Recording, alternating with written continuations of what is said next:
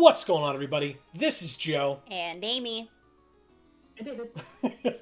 And we are back with another episode of Final Fantasy VIII.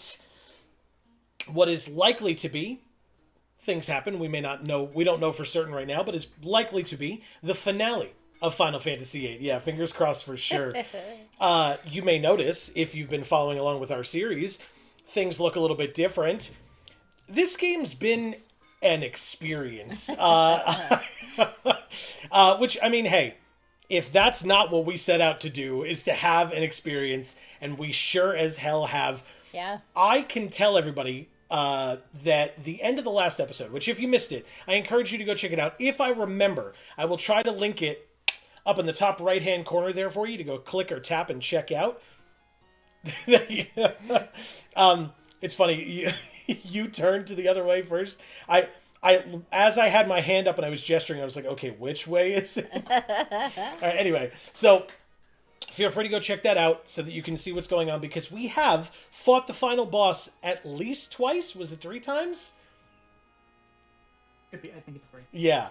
The last time that we fought that final boss, Dave was like ready to leave because he had been with us for the whole week. We had filmed as much as we could. Granted, Amy had some work stuff that came up, and so we got a little bit distracted because we needed to, right? I mean, we got to make money, we got to live. So, like, well, we did the what? Well, we did the best that we could. And so, unfortunately, one of the major reasons, besides the fact that, I mean, I do still stand by my opinion that it was a little bit bullshit, but in addition to that, it didn't help that I knew we were on a clock. Normally, otherwise, it wouldn't have mattered as much, right? Because we could have just been like, okay, whatever, we lost, we'll just start another episode. But we needed to stop. We needed to be done. And we were so close to the end, and it took us such a long time. So, regardless, I don't need this episode to be super long either, so I'll cut to the chase. But regardless, so Dave did have to head back home, and so we took quite a bit of time today to get this whole setup going so that it works as best we can. For you. Yeah, exactly. It was for you all. So thank you for watching. As a reminder, if you want to support us, please don't forget that likes and shares go a very long way. And you can always subscribe and ring that bell so that you get notifications whenever any of our videos come out. And then if you have the means, by the way, one of the links in the description down below, you can go check out and support us on Patreon. We would really appreciate it. This was, like I said, a lot of work for all 3 of us, to be fair. But all of that aside, let's get to the game itself.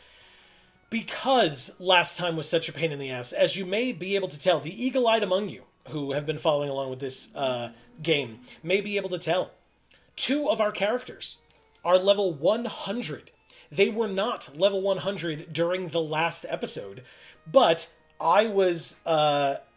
we needed to fix some stuff up to make sure that we could take down this boss with like 1 or 2 more attempts at this point. It's been not a very long time, but it's been a little bit. So like, if I mess up menuing or whatever and we lose again, like, not the end of the world, we'll just start over. But I'm hoping that we can do it on the next try, but I'm also not going to sit here and be like, we're beating it next try no matter what, because like, then that's how I'm going to screw myself up. So we're going to try our best to win. And we have some things to talk about in terms of stuff that we've done in preparation. A lot of it was thanks to Dave and your planning with us, in conjunction with us, in terms of like, okay, here's what we want to focus on, here's some of the things that we can do, some strategies, etc. And we'll go over all of that with all of you, because we don't want it to be like, cool, we set up everything, and then we fight the boss, we kill them, and you have no idea what we did. We want to give you a little bit of the heads up there as to what went on. So one of the things that we did was, first of all, the first thing that we did was I had to try to figure out, and again, with the help of Dave, because all of this, caveat, is with the help of Dave. I would not have been able to do this on my own. And yes, it may have also been with the help of the internet, but it was with the help of Dave. I had to jump through one of these 3 portals on the left-hand side to leave this castle, because that was the only way to leave the castle. To leave this castle so that we could get back to the overworld, Which, by the way, I was unaware because I don't think we checked. But I guess when in the we're in the future right now. Is that correct? Yes. Okay. So because we're in the future, a lot of the towns and stuff that we had been going to have like domes around them or auras around them, whatever. You can't access any of those towns What?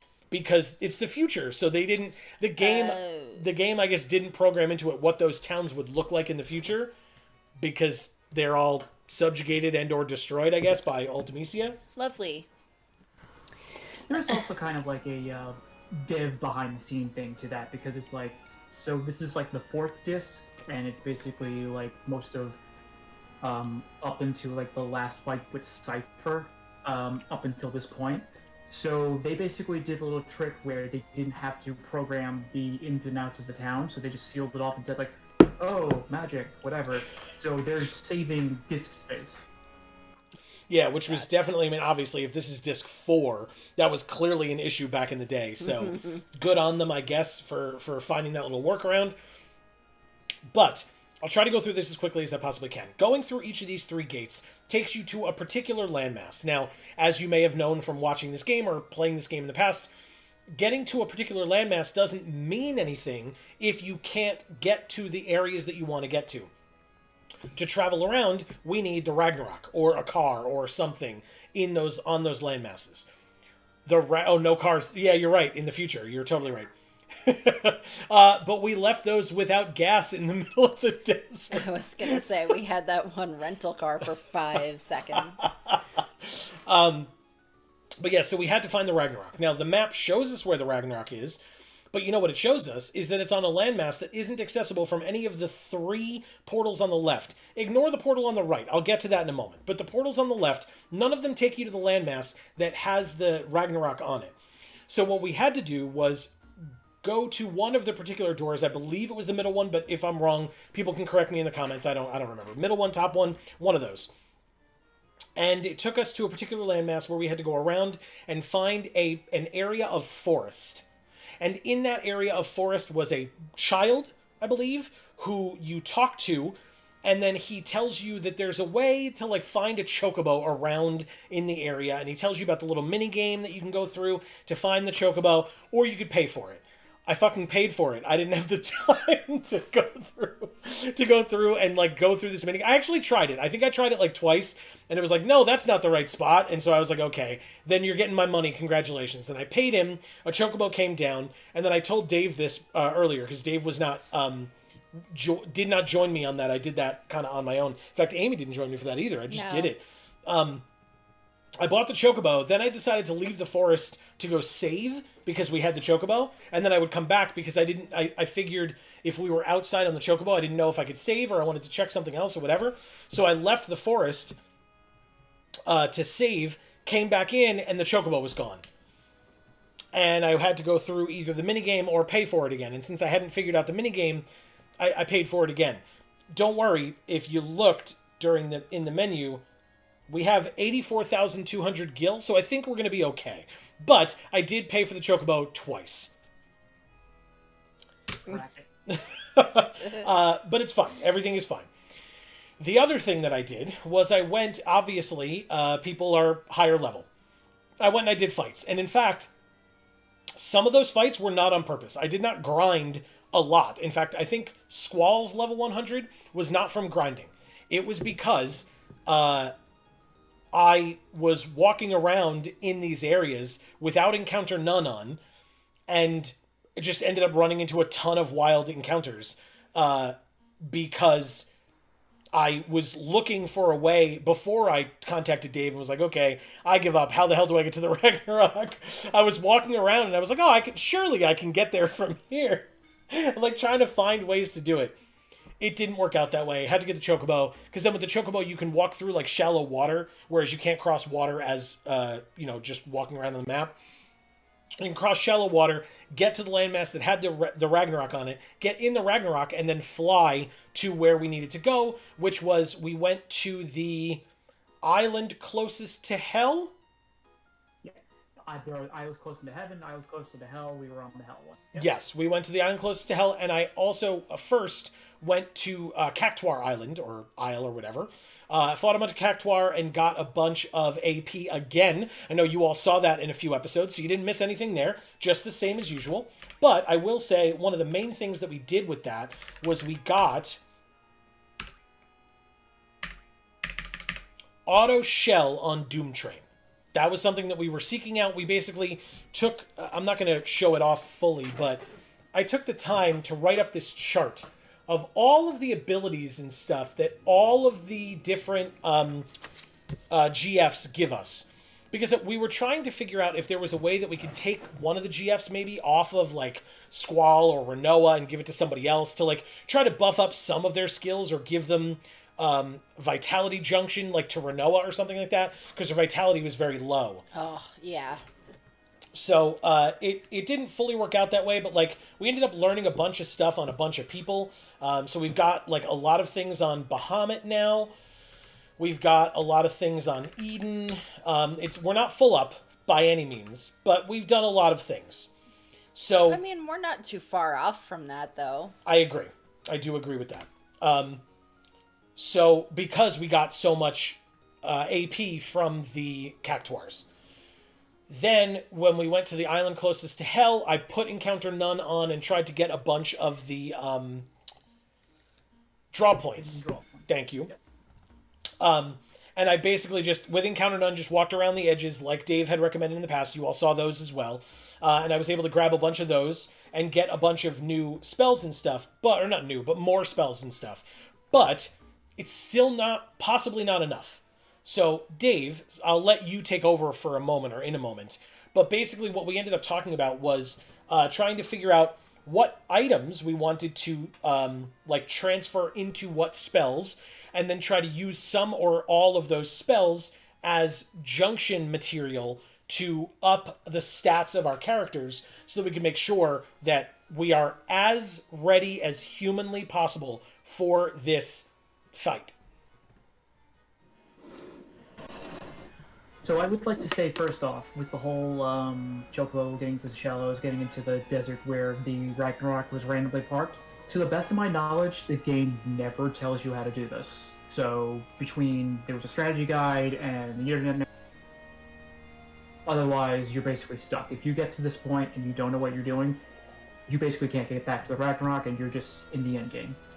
Yeah. So we were looking at a bunch of the different spells and trying to figure out, because spells have a hierarchy of what they're good for as far as stats, and we were looking at a bunch of things of like who needs certain stats for what reasons, and you could probably figure that Ultima just is good for everything. But there are certain things that are like, this one's good for vitality or it's good for speed and stuff like that. So we were looking into different things about what the choke points were during the fights. So, just we're rehashing what was in the last one. So if you saw that, you're pretty much caught up. But so first form, Ultimecia was fine. Really not that big a deal, and we were basically tanking all her spells anyway. Then she brings out Griever. Griever, in general, just does a lot of, in addition to just doing the randomly take away spell thing, which could just be bad luck RNG true. He just a lot of times will just run up and does a lot of physical attacks, and Renoa was getting destroyed. And then his other thing is he comes out with a thing called Shockwave Pulsar, in addition to that being Princess's ultimate limit break. It's massively damaging. It's like one of the best spells or whatever's in the game, and that would practically just instant kill us. But it is magic based, so anything that protects with magic. Part of the reason why we have auto shell, Renoa, since she's basically going to be our cleric, has recover, which is not affected by magic at all. It's the straight ability. So we can put shell on her, and she can continue to heal as normal, and she will hopefully be protected by shockwave, along with everybody else who we could probably throw a shell on them or whatever during the fight, but she's the one that needs to be protected. We also have auto protect in case he just starts swinging. She should be okay with that as well. A couple of things we were looking into as we were trying to just figure out strategies. Griever is immune to blind, so just blinding him for the physical is not going to work. He basically, we can't do anything with status effects at all that would be worthwhile. So, like, he's immune to confuse and poison anything. We found out that limit breaks don't cause the status attack thing to happen. So, like, if we have Zell and he has like, anything on him, can do like a million punches at once. None of that's gonna work. So that would be great, but whatever. Yeah. Vitality 0 with the Meltdown spell is not junctionable. So as great as it would be to like just run up to somebody, punch them, and hopefully put Vitality 0, that's not going to work. You have to use Meltdown. We did, and for some of the other thing, the mechanic that was going on is we randomly start the battle. We randomly start with the mixed party, so it just Ultimecia chooses who's first. And if you don't have the person you want, eventually they'll get knocked out, and then they disappear into the tie stream. And then another party member comes up, so eventually you can just cycle through everybody and get your people. We were talking a little bit about should we at least attach one GF to the people we don't want, so they can at least like not just have to sit there and wait to die. They can put in a little bit of work and potentially kill the firstborn before anybody else has to come out. That's something we can look into. Yeah. And then other random things about, again, the first form is not major, and I don't think the other forms have anything as far as like a really devastating magic attack. But I did find out that if you junction 100 Ultima spells to somebody's elemental defense, it's so good, it goes to like 100%. It not only negates it, it absorbs it. So you actually recover when something's cast on. If you so choose. Sure. That's cool. Great. So then, after that, we were looking through types of spells, like some of the best spells that we could get to, and we basically went to the idea of we have a bunch of items we could collect in the game. We didn't really do a lot with it, and a lot of them are good stuff. So if we can go back, we can go up to item. Yeah. If you don't mind? Yeah, of course. Actually, I'm sorry, back out, please. Yeah. Go to ability. Let's see, let's go to L magics. That should be life magic. Yeah. Alright, so let's scroll through. Okay, next. Let's find Regenerate.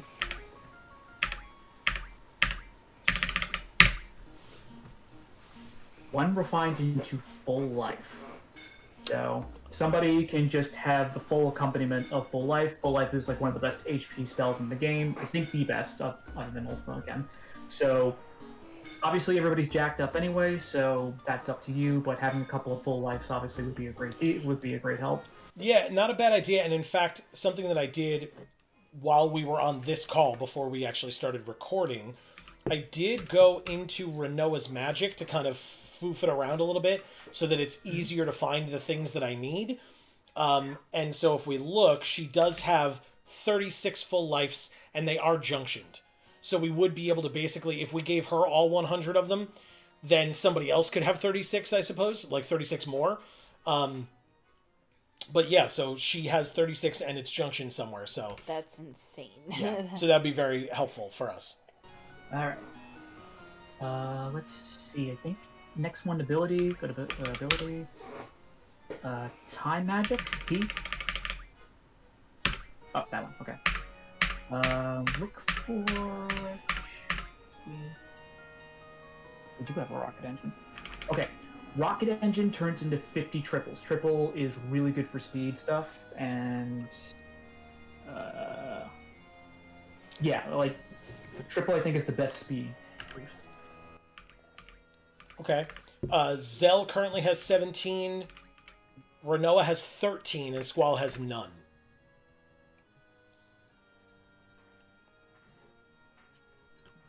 Now, Squall has auto haste, but I know Yeah. we had talked about possibly putting it on Renoa, again, because she's the cleric. Same. But maybe we would just want to up her speed instead. I don't know if she has junction to her speed right now. She does. She has 39 hastes on her speed. Or, sorry, her speed is 39. She has haste on her speed. Mm-hmm. So, I guess we could change that to triple and give her the 50 that we get from this ability.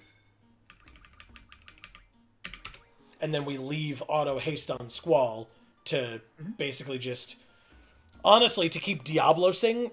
So we've been using Diablos a lot. But also, I mean, his physical attacks and or his, whatchamacallit, his limit break or something, if we get that far, would be very helpful also. And whenever you feel like it, when you had Black Hole, one Black Hole turns into 30 Demi.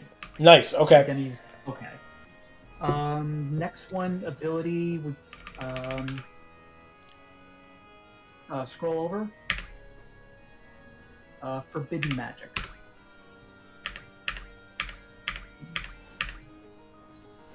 Meteor Stone turns into Meteor. Energy Crystal, I believe, becomes Ultima. Star Fabric also turns into Meteor. Yeah. So that'd be 35, right? And then 37? Yeah. Yeah. Okay. Yeah. Renoa has 14 Meteor. So if we add the rest to her, she'll have a bunch of Meteors.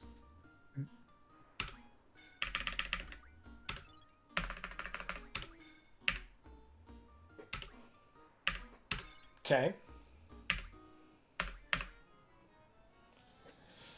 Okay, so we can get one more Ultima off of these pulse ammo. Oh, but of course. And then because we killed Ultima Weapon, we have a full accompaniment. Awesome. Okay. Renoa has 0 Ultima, but I don't think she has space for any more spells. Yeah, I think Zell has a bunch of them though. He has 64, you're totally right. Damn. Okay. Well, let's see. Does Renoa have space for this? It says Ultima Yeah, 1. if she's highlighted, she can still do it. Okay, great. If you want to do more triples, the Dragon Fin turns into doubles, and then 10 doubles refine into a triple. Oh, cool. Okay. And that's through which refinement? Time again? Yeah. Okay. Dragon Fin. We do have 23 of them. Wow. Jesus. Squall already has 100 doubles. Zell has 9. Nobody else has any, so I guess we'll give a bunch to Zell. And then again, I guess we give the rest to Quistis. Not the rest. We still have some left. Fine, Selfie. Congrats. You also get 100 doubles. Irvine, you also get 100 doubles. We still have more left. Who's this Oprah? Yeah, you get 100 doubles, and you get 100 doubles. Alright, we did it. Renoa is full up on triple. Alright, so I guess we can look at the junction real quick and just see how that's stacking up. Okay. Whoa. So, I mean, we could put it on strength if we'd like. Holy crap. Alright, yeah, let's do that. God damn. Oh, he causes pain. Right. Amazing. Okay. I think he's set. Alright. Well, yeah, if we go over to abilities and just figure out what we're going to do with that.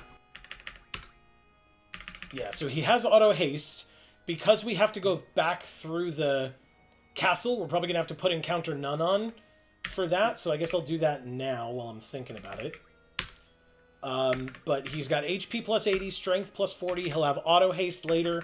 He's got draw, which I guess we can get rid of, right? We obviously don't need to draw from the final boss. Yeah. So we can give him item. Right? We don't want Mad Rush, Dark Side, or Absorb, do we? No. Okay. So we'll give him item just in case. And he's got magic, technically, and he's got GF. Alright, so Squall set. All right, so we'll check Renoa next. She's going to be the business here. We're going to have to do a lot of work with this. We're taking care of business. And working overtime. Yeah. Let's I mean, Oh. that's good. That's better. Do what do we want for her though? You were talking about the triple goes to her speed? Uh-huh. Okay. So we'll find the triples. Awesome. Her evasiveness went up as well. Mm-hmm. All right, so then we're fine there. Her magic has Curaga on it, which I think makes the most sense, but is there a better thing for magic? Oh. Maybe Meteor, if you're using anything. Break is. Oh. Yeah. Break puts it up by 22. Okay. She does not have full Meteor. Obviously, Ultima would put it to 255. That's a lot. That's as high as that is not literally as high as it goes. All right, then we're doing that. All right. That's If insane. you're using magic. Yeah, we are. Yeah. Yeah, I mean we've got stuff on her, right? So with her magic, whoops, we've got on the first pages here. What was it? Oh no, backwards. We've got Thundaga, Blizzaga, Demi, triple for things as well. We've got Flare and Holy. Okay. So, so yeah, I mean, we've got some stuff. It's not a lot, but it should work, especially with that high of a magic stat. So what would Spirit? I feel like Spirit should be able to get a boost somewhere. Break. Go figure. So that'd be 72. I think that's going to be it. Oh, Curaga. 97. Okay, because we took the Curagas off, so we can put it here, I guess. So let's see about luck, though. Luck goes from 39 to 43 with Azuna. 49 with breaks. Right, because do we need to put into Spirit? We do, right? We just put the Curagas there. Spirit would be better, I think. Okay. Hit percentage we just said doesn't matter. So are we good? Am I missing anything?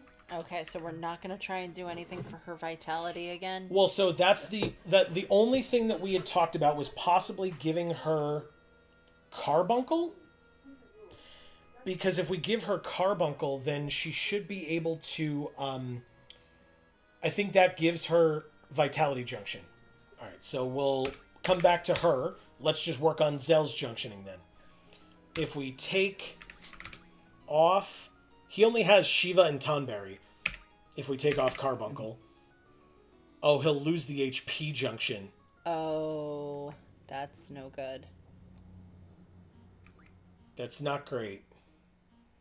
Goes down 5,625.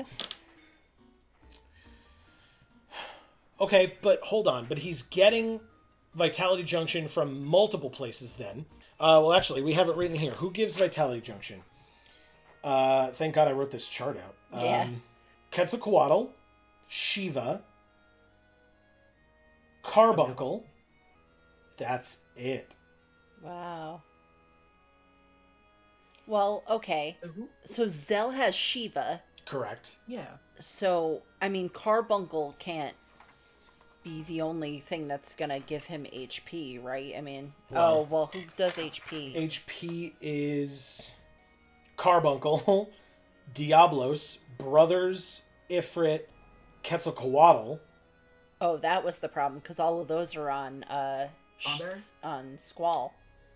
Tonberry does not. So I guess that's why we gave Zell Carbuncle, because all those other guys that give HP pluses are all on Squall. Yeah. And I think Brothers is on Renoa. I think we had Brothers on, I think. Oh yeah, she does have brothers. Yeah. I think we had Brothers on on Zell originally, maybe, but whatever. We took it off because it was that was the when we were blocking or counterattacking and covering.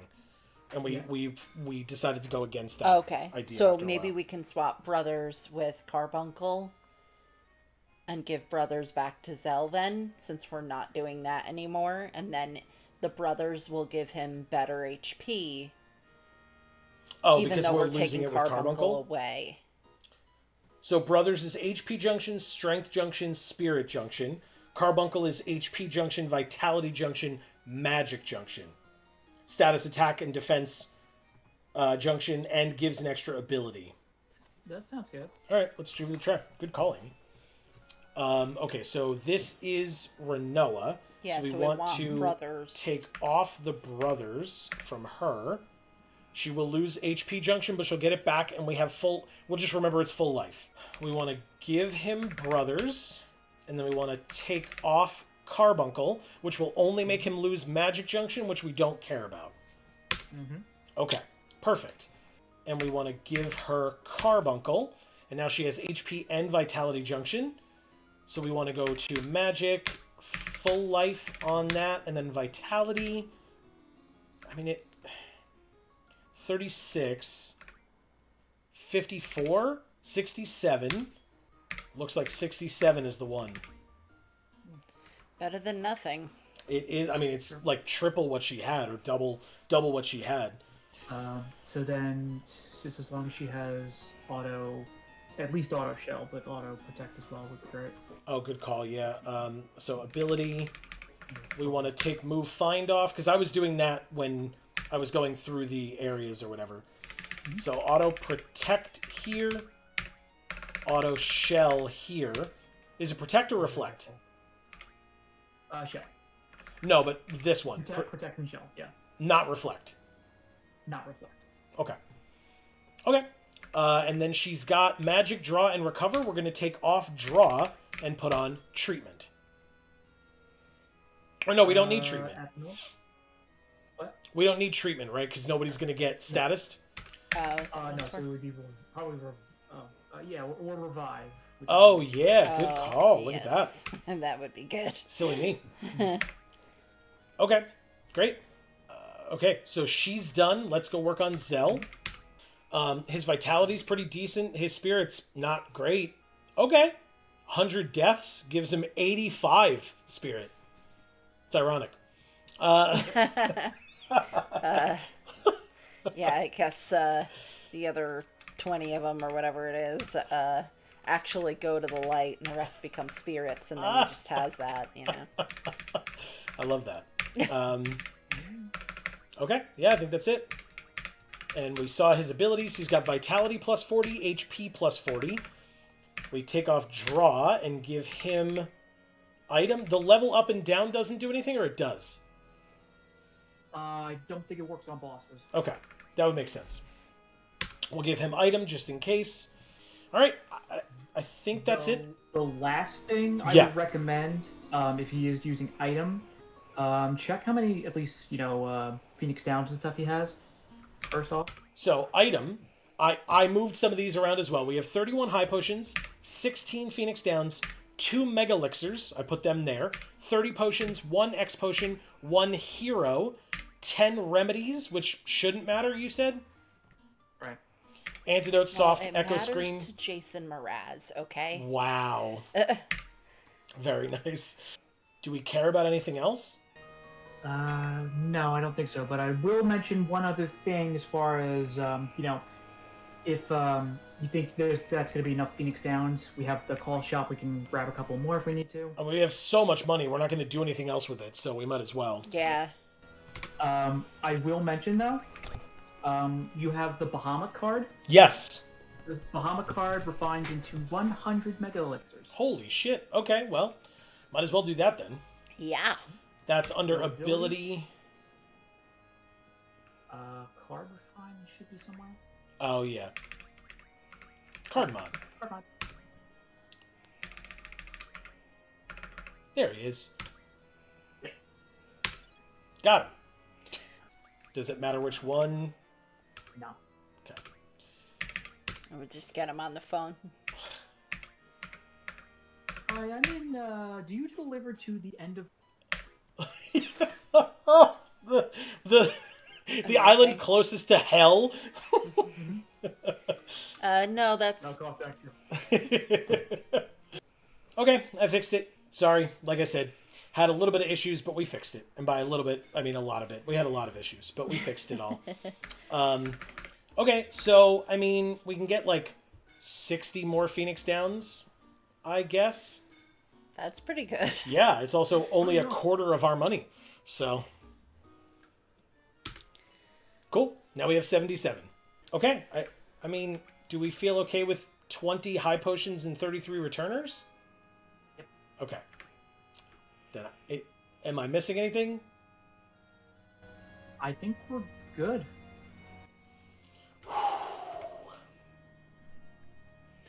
Are we going to the pet shop? Wall has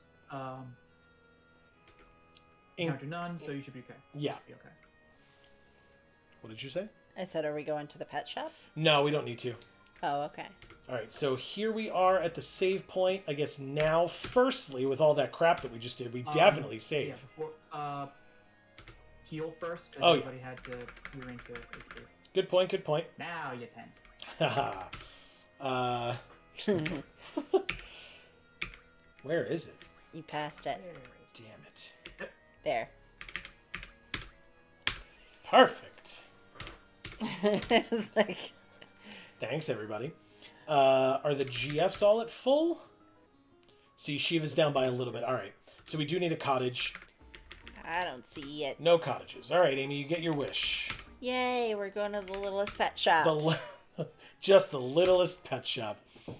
We're going to buy... Oh, it's a pet house. Fine. Oh. I'll take it. Done. So insulting. Yeah, the GFs are not pets. So rude. They're literal gods. I am the god of thunder. Well, get in your little... Yeah. Yes, you are. Well, get in your little pet Yeah. house. Shut up. Get back in your crate. Oh my god, it's so horrible. I told you that was one time on the carpet.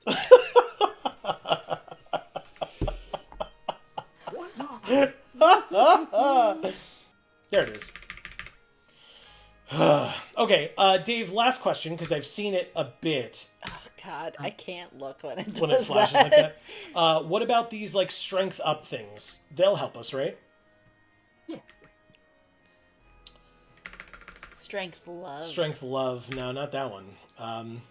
We have 3 strength up. Should we give them all to Zell? Yeah, because Squall has been getting a bunch of that, so. Yeah.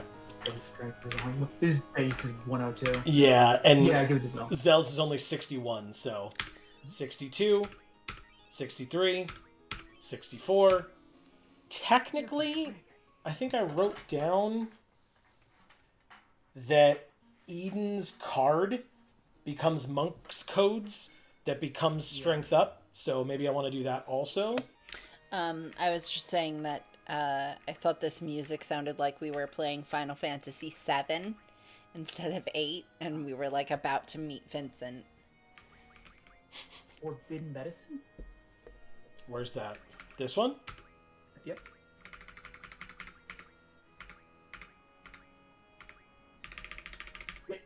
Perfect. Nice one, Dave. Love it, love it. Oh, here it is. 65, 66, 67. Okay. I think that's everything then. Everybody's healed, everybody's good. Yeah, all the Oh GFs, all our characters. Yeah, we can start the episode. Okay. Let's do it. Yeah, we can do the other stuff, but we can't save. Oh. Oh, that's right, because Yeah, the whole thing. Yeah, because we couldn't do the thing. we lost that ability in here, I remember. Alright, so ability. Yeah, and we couldn't access the boss that could give it back because the stupid thing glitched. Yeah. Alright. Let's do it. Does Zell have anything else? Did we say, like, he needed something? I didn't think... Oh, no, because he lost one of his abilities. Okay. So, Yeah. he's just got vitality and HP. Okay, then Noah's ready. Okay. Oh, wait. I think I'm an he's idiot. ready. he lost HP 80, and so he only had HP 40. Now he has HP 80, and so now he has pretty great. 9,999. We fixed it. Okay, cool. Ha So ha! then give him a high potion, I guess. Oh yeah, good point.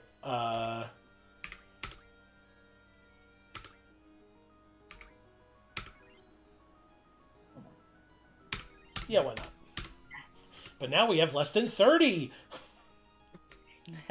Oh no. This is it. Ultimecia is here, but our powers are still sealed. Can we do it? I don't care, fight her now or take care of unfinished matters first. Are we ready? Yeah.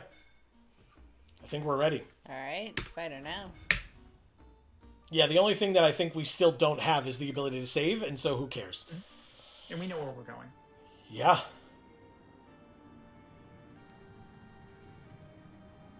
Hi again. She's such a boss ass bitch. I love her so much. Yeah.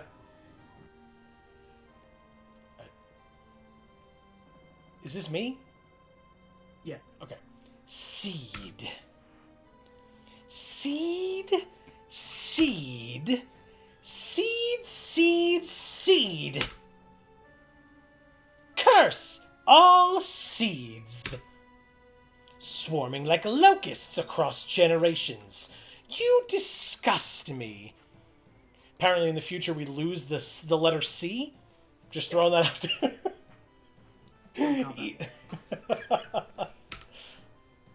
The world was on the brink of that ever-elusive time compression. Insolent fools! Your vain crusade ends here, seeds! The price for your meddling is death beyond death! Oh, right, because we're close to hell, right? I will kill you 105%. I shall send you to a dimension beyond your imagining. There I will reign, and you will be my slaves for eternity. Oh, so we just are going to hell. I guess, yeah. Got it. Yeah.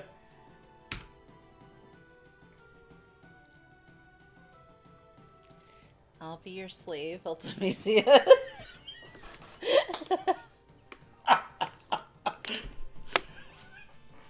She's so cool. I love her so much. That's Okay, sorry, go ahead. That's incredible. I love that. Whom shall I exterminate first? I'll start with you three.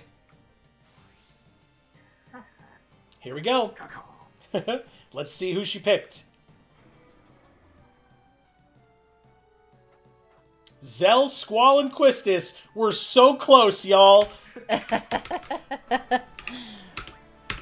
Quistis, get out of here. Alright, it's Diablos. I don't have to do this.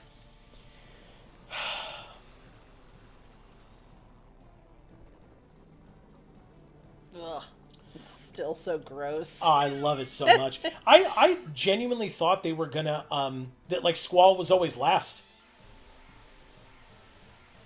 But, I mean, I'm not gonna complain.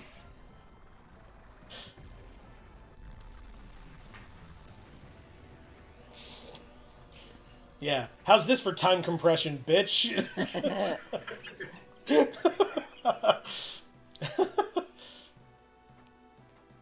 Yeah, 65. Way to go, Quistis. Maelstrom.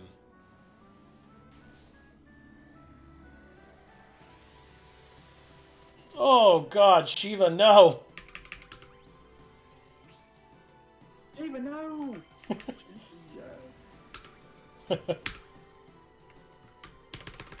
Oh.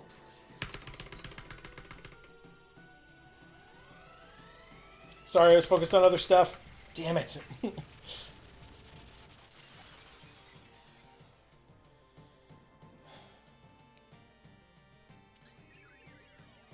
a curse. Maelstrom again.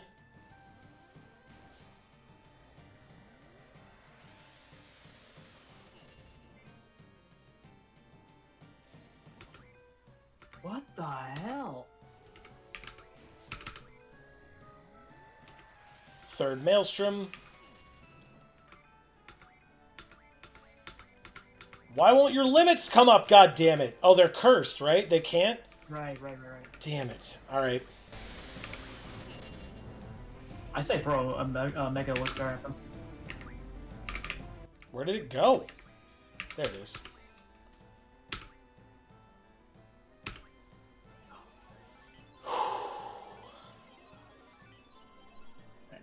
Oh. Oh. Oh, Shiva's dead. Okay. Bring her back. It's all the way at the end, of course. Am I missing something? I guess? There's no G returners. That's weird. You can only do it at the menu? That sucks. That's so weird. Okay. Well, attack, I guess? I haven't been paying attention to what's been going on, so...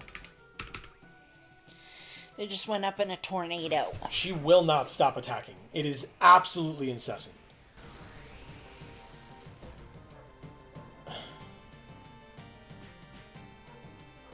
Alright, The other thing, Diablos. she cast double on herself, so she's literally casting the spell twice. Gotcha. Okay.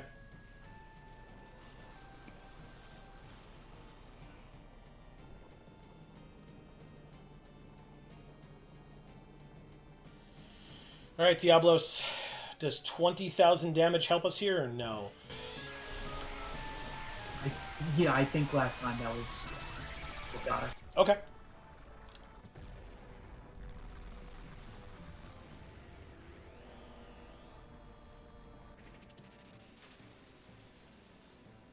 Okay.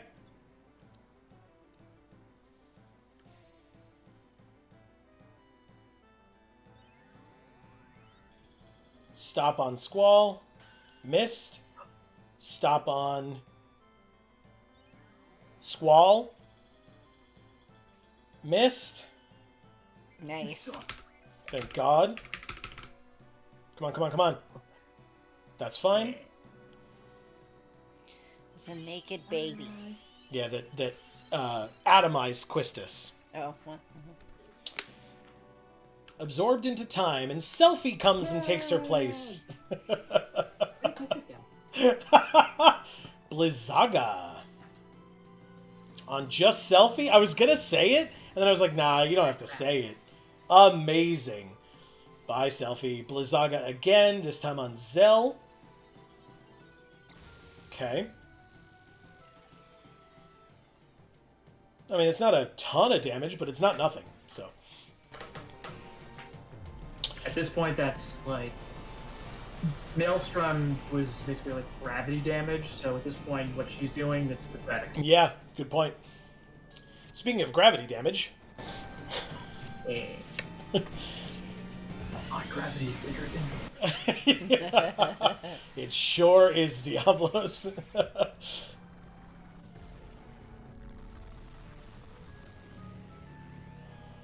Okay.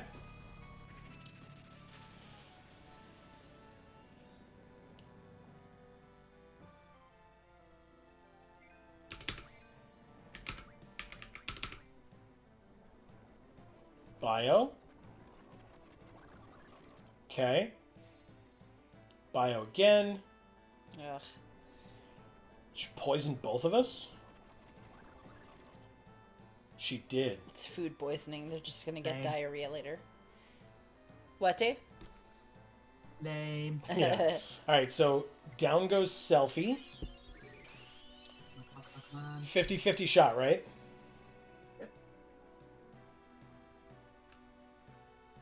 Hi, everybody. Yeah, alright, Diablos.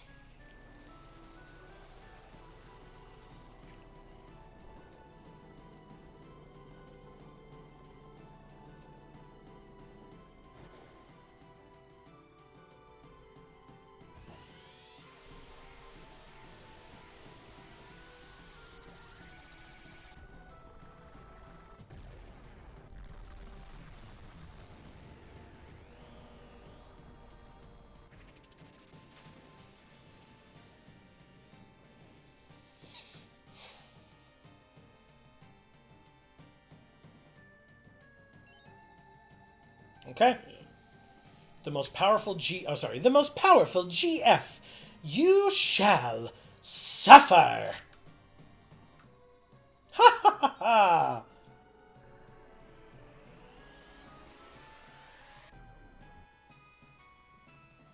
Looks like we're already suffering. Yeah, it does. I mean, Irvine's fine, but... Damn.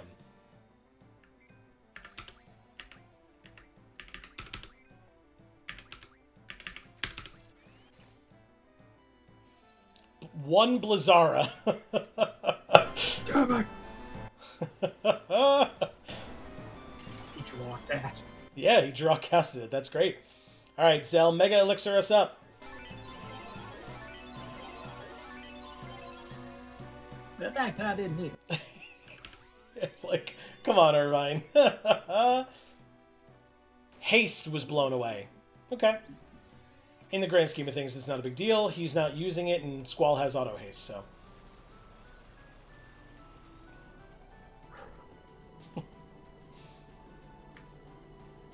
You know, you say that yours is the most powerful GF, but pretty sure Diablos has done a butt ton of damage this campaign.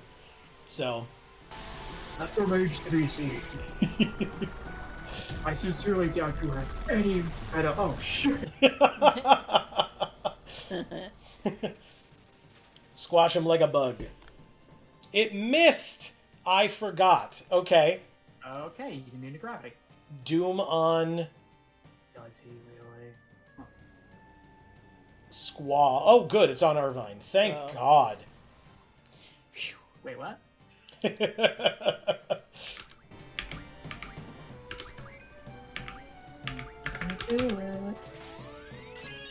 Oh, that not yeah. Float. Oh no! No! Oh. Draw. Stole one Ijuna and cast it on himself, which missed. Good.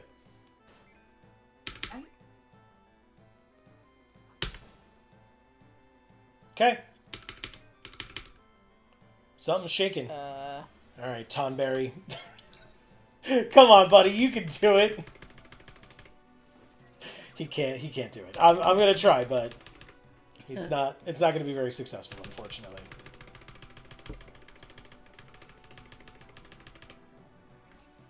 There's the sweat droplet on its foot.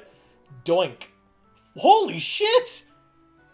What? It did 4,225 damage. Awesome. Incredible.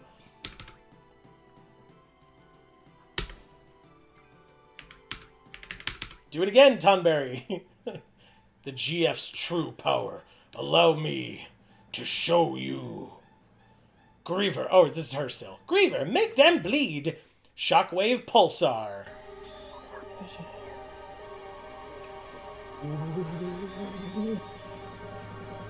Oh, good news is Irvine's dead.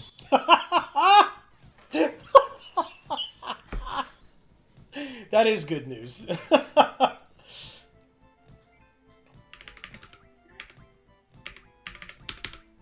Quick.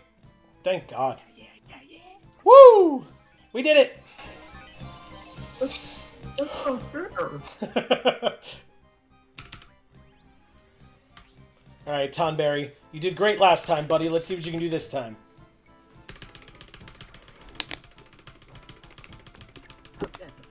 Ground stopped shaking. Ah, son of a bitch. Damn it. What an idiot. Alright, fine. Well, you'll do less, but it's more than Diablos did to this guy, so great. So good. Yes! Gravija. On both of us. Everybody, that's a... Okay. Oh, boy, oh boy. Holy shit. Yikers. And then he makes Reflect go away. Oh no.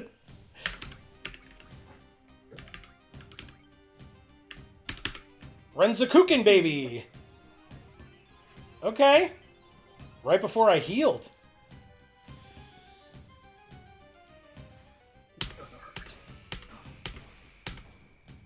Got a perfect. Rough Divide. Amazing. This is gorgeous. Holy shit. Finally. Jesus, give us our full party. I mean, to be fair, that's been the game's MO, right? We don't get to have Renoa when we want her. Only when the game decides we can have her. So it's very appropriate. Hi, Renoa.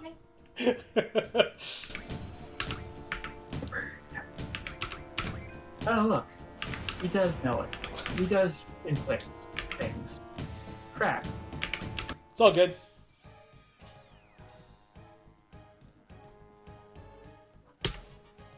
Still hit.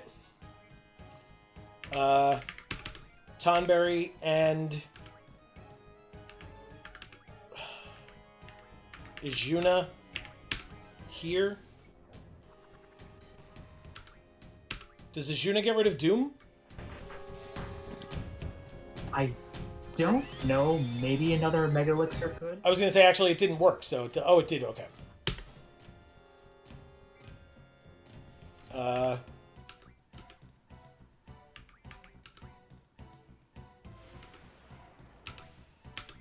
Oh, shit. Okay. Well, she recovered herself for kind of no reason, but that's fine. Try Mega Elixir. Okay. Okay.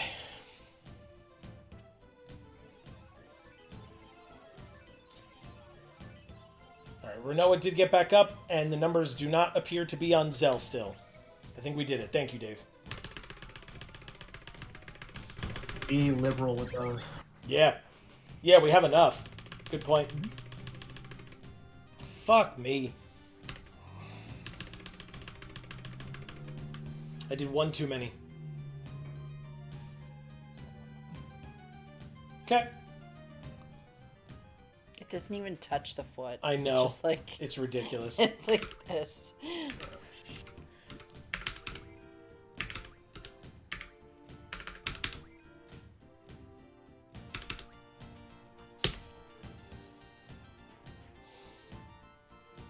Alright, here we go. This is what we've been training for.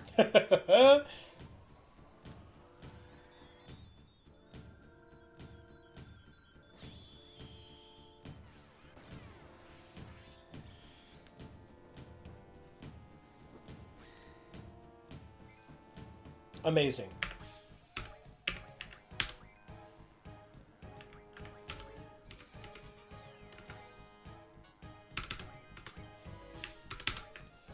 Okay. We got a Renzakuken off. Zell's back to full. Oh my god, that's amazing.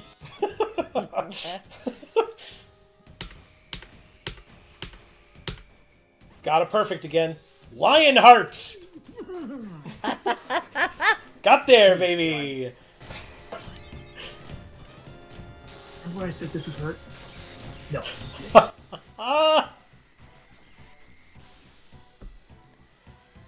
Holy Insane. shit. Oh my god.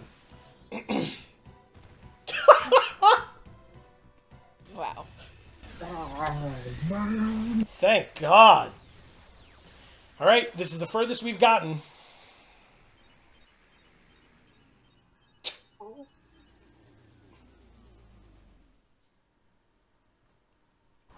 Okay. And I shall junction myself unto Griever. She shall junction herself unto Griever.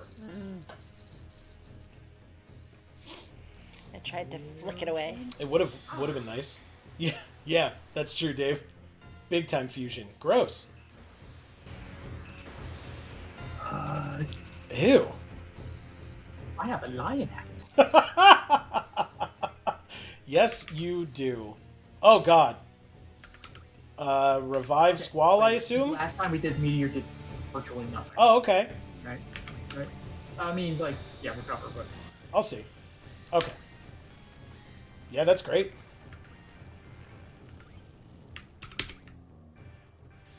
Come on, baby.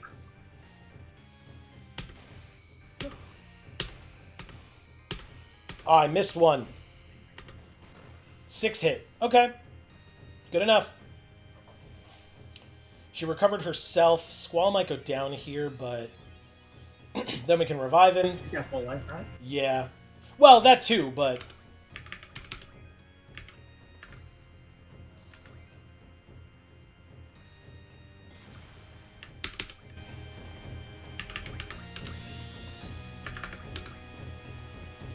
Oh, I think that just killed Pondberry. Oh, really? Okay. Yeah. That's alright. We got a perfect. Okay. Nothing extra, but that's fine. Alright, fine. Zell, come on back up. Yeah. It's really cool. Yeah, it is. Holy! On only Squall, it looks like. Alright, enough to kill him, but we literally have revive for this exact reason. Yeah. Oh, shit. That's sick. It revives him to full? God damn! Bro, sick. I was wondering how far it would go. That's insane.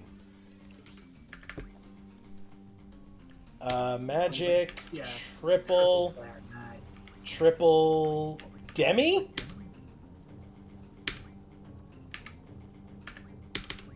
Okay. Let's see how that goes. That's insane.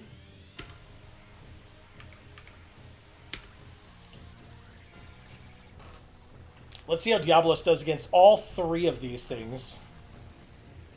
Because there are those two jaggedy things now that are called helixes, apparently.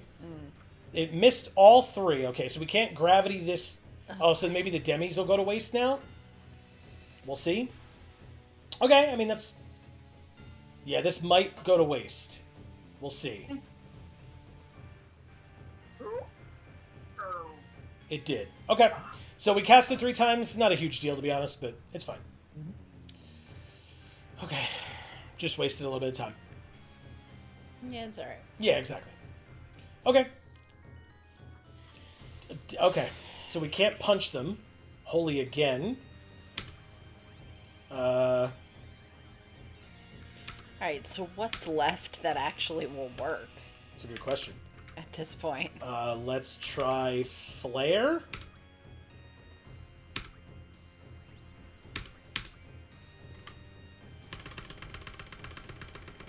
This is Quetzalcoatl.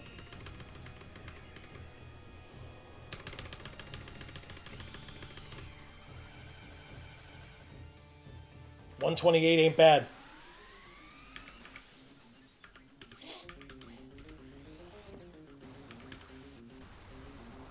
And okay, that's not bad. Oh. Something. Yeah, exactly. Okay, 2,000. All right, let's see how triple flare does. Come on, baby, do something.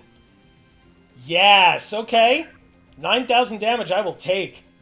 That's incredible. Ow. And furthermore, Oh, Ugh. doing some timey-wimey stuff.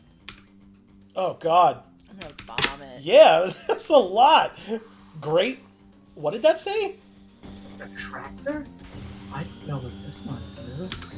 That's not good. That's Is way, it- is- That's way not good. Is it pulling the planets at us?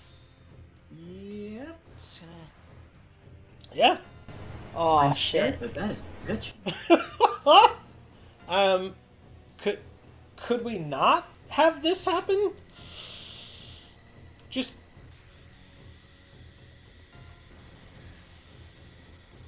Wow.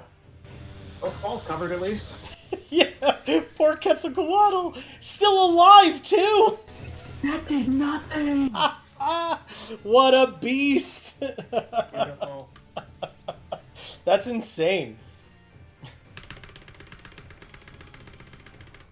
Ah, I messed it up. It's fine. Is that all you got? Get lost. Why did I say? That is what they did. I don't have bones.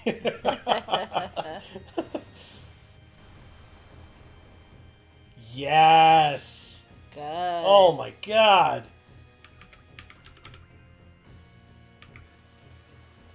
What is this? Oh, okay. It's kind of exciting.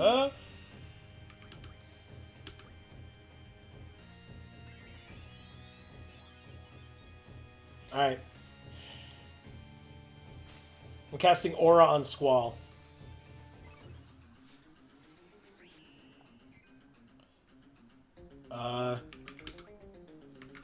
What can you do?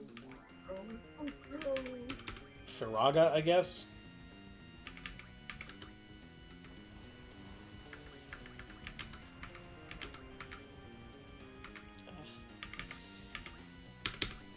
Let's triple Holy You this time, and Renzakuken. Yeah, this is insane. I don't know whether the computer doesn't like this or what, but this ain't great. This is... It gets healed by Holy Magic, and I cast 3 of them. How does this thing get healed by Holy? I mean, it was doing Holy attacks, so... Okay, well, Renzakuken will take care of that. Yeah. Okay. There you go. Got a perfect again. Lionheart! Hell yeah!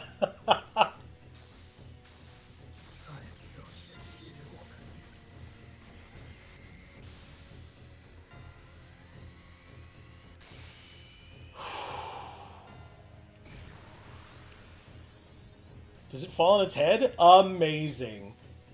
Is she dead yet? Thank God.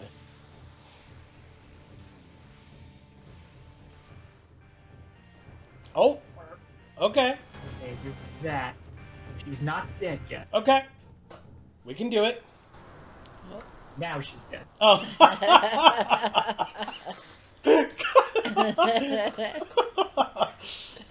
Amazing. Riga!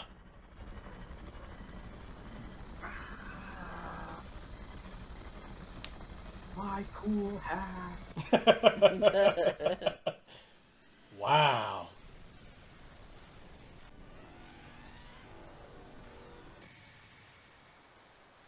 It's a lot. Mm-hmm.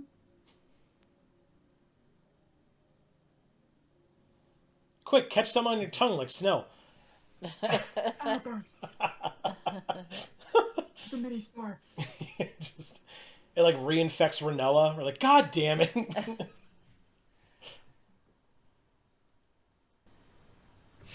Did we win? I was gonna say, you gonna play the music for me? Because I think I've earned it.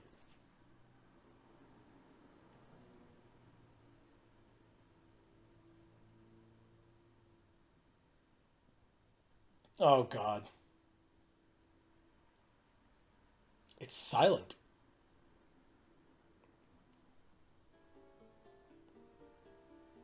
I am Ultimecia. Time shall compress. All existence denied. Fuck. Oh, she's upside down. There she is. She's a bit veiny. Hell's Judgment. Get a mega elixir ready. Okay.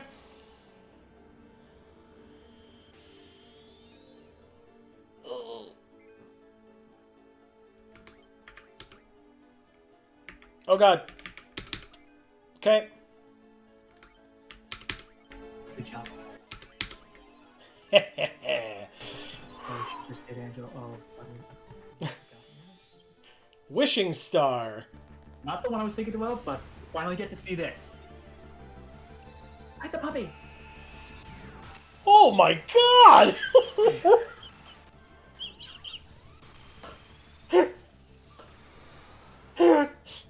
What the fuck? Holy shit! And Renzakuken. I was worried we were never gonna get to see that. Oh. Blizzaga. Okay. No.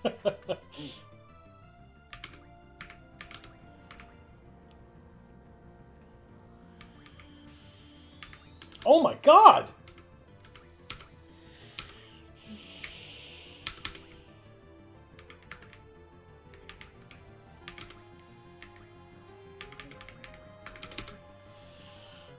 Okay, so Demi doesn't work. Still, it's fine. Worth it to try. Big moves. She could use a demi though to cover up those nips. Oh no! I messed it up. I only got 5 hits. But I got line! It's like 3 in a row, right? Jesus Christ. There was 1 in between, or 2 in between where we didn't get anything, but it's 3 on this fight alone, which is insane.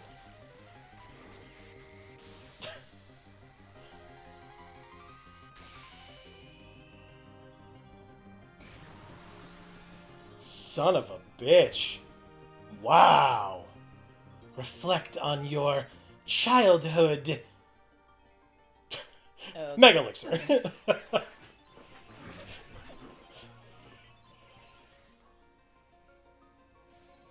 Hell's Judgment again. God damn. Okay, well.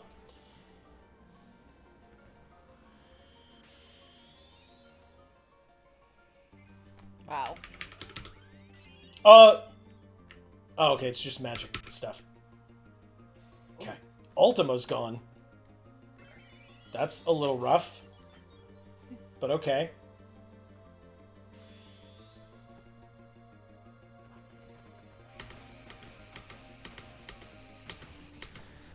Got a perfect. Okay.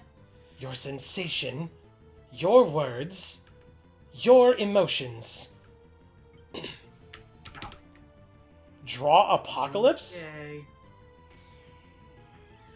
I have a question. Are you going to complete a sentence ever No. once, or okay?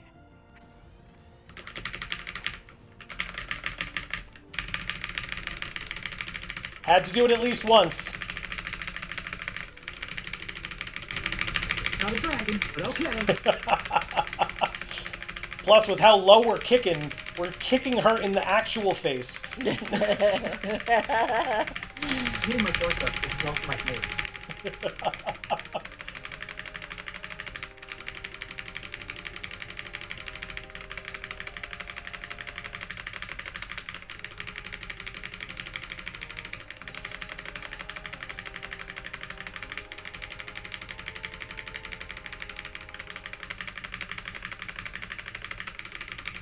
Booyah.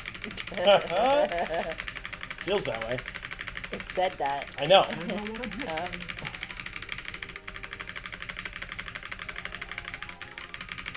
Oh, it just says it every time. Yeah. Well, it's Booyah and Heel Drop are the 2 that I'm doing. Yeah. Okay.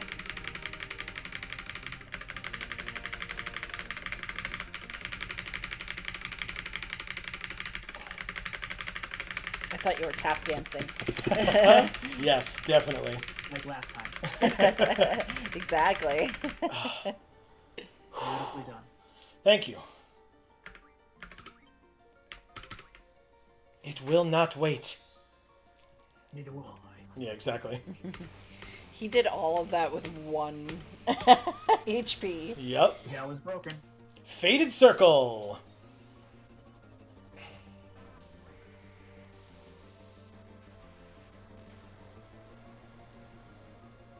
Yes. No matter how hard you hold on, it escapes you. Alright, Zell. I don't want to have to do that again, so wake up.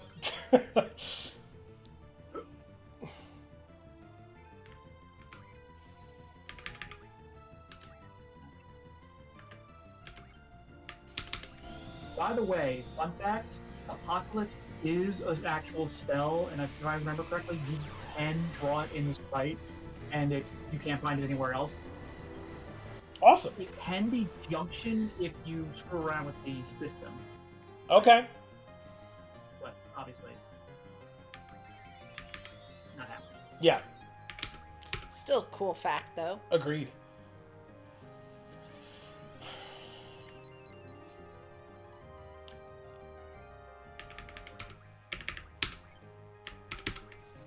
Okay.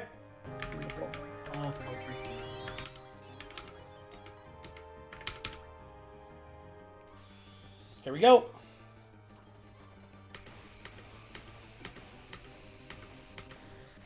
Got a perfect. Lionheart!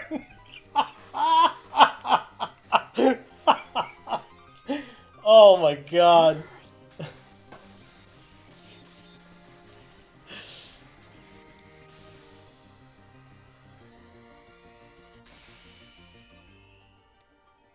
God damn, that's awesome.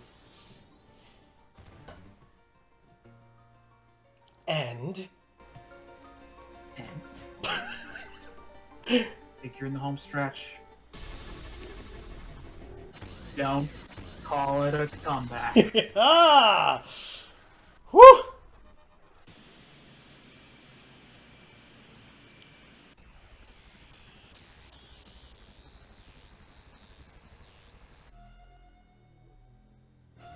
Whoa. Whoa. Huh?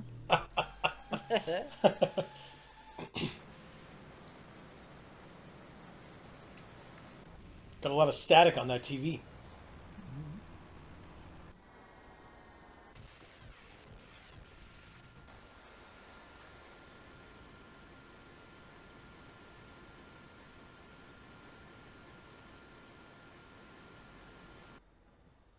She turned into another thing now. Yeah. How many forms No, does one boss thankfully need? you're done. We're all set. Oh. Is it over?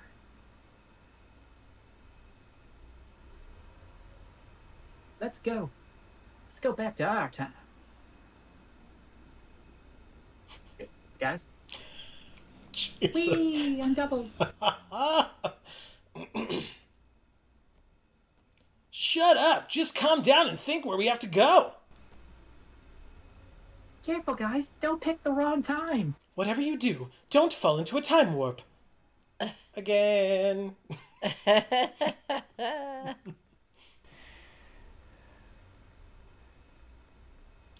Time, place, who I want to be with. I want to go there, where Squall and I promised. Yay!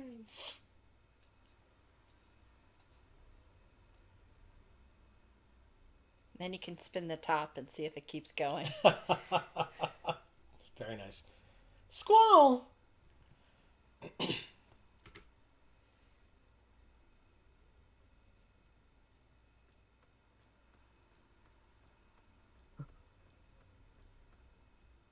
Squall, let's go home. Where are you?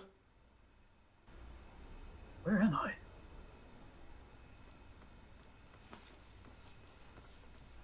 Squall, where are you going? Oh. I'm gonna find Sis. Yeah, that's you.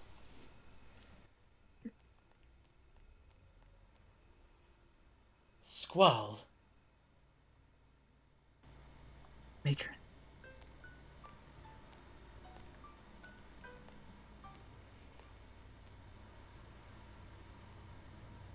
Excuse me, have you seen a little boy?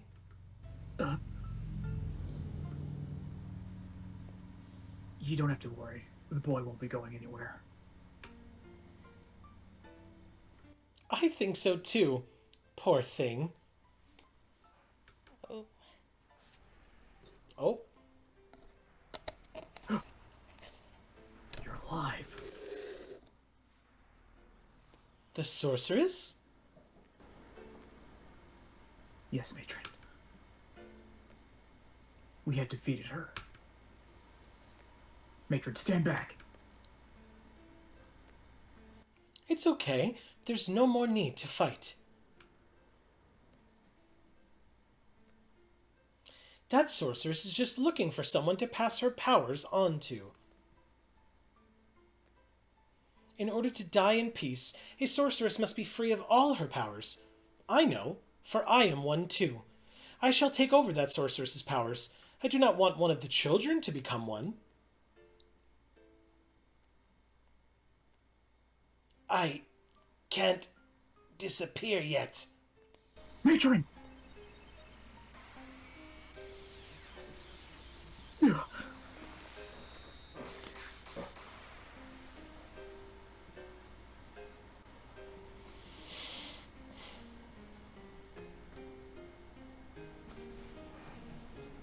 Is this the end?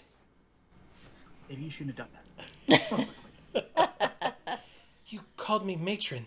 Who are you? A seed. A seed from Balam Garden. Seed? Garden? Both garden and seed were your idea. Garden trades seeds. Seeds are trying to defeat the sorceress.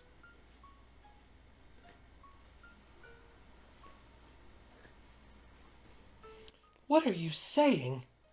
Which came first, the chicken or the egg? You're that boy from the future? Matron. Please return. You do not belong here. I can't find Sis. One of them's gonna disappear. Am I all alone? Who's he? His name is Trunks. Yeah. Nobody. You don't need to know. The only squall permitted here is you. So his name's Squall. Do you know where to go back to? Do you know how? Will you be all right by yourself? I'll be alright, Matron.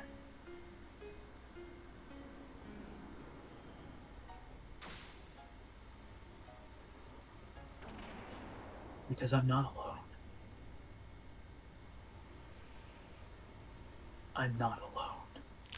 He's got all his friends. It's true. If I call out, they will answer.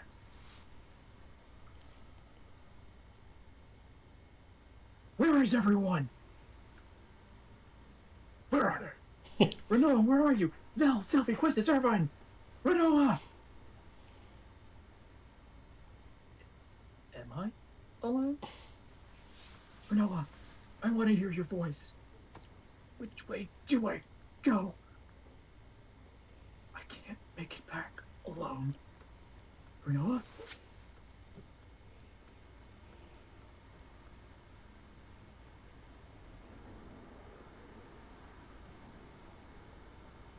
Am I all alone again? Where am I?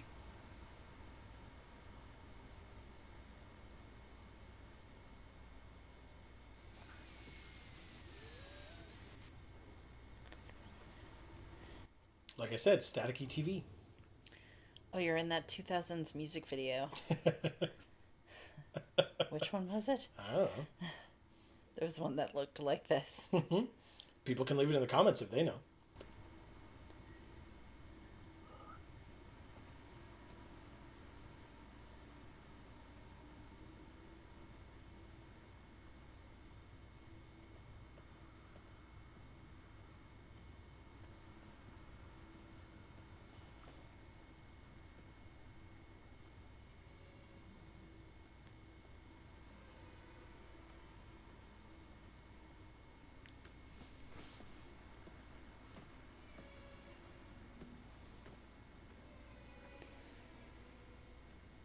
This isn't the best outfit for this. I know. And after that arduous fight that he just did too, like it's not like, you know, he came into this walk fully fresh and like not at all exhausted. It is like 112 degrees out. Yeah. Still gotta keep that fur-lined coat though. Well, now it's 20 degrees. Yeah.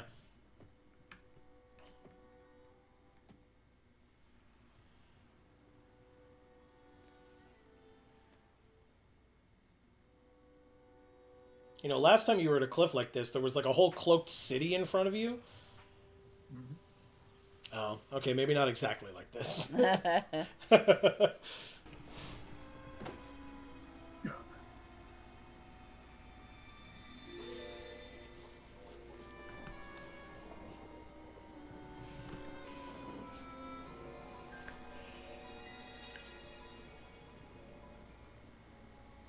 Oh, she's so sad.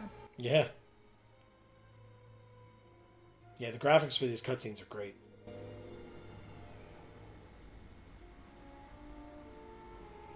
The texture of the sweater, Yeah. really good. Yeah.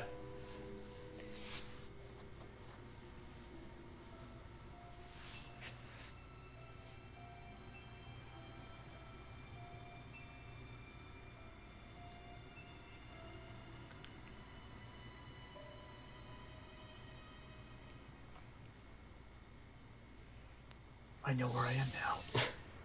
It's Forrest Gump. I was going to say he has to fight Sephiroth now. It's a feather for his wing.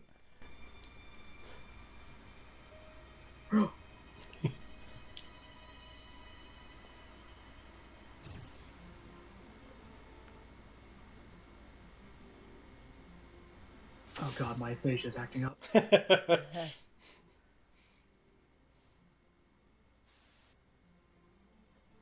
It's getting better. Ooh. I retract my statement. Ah, Stop using the blur tool.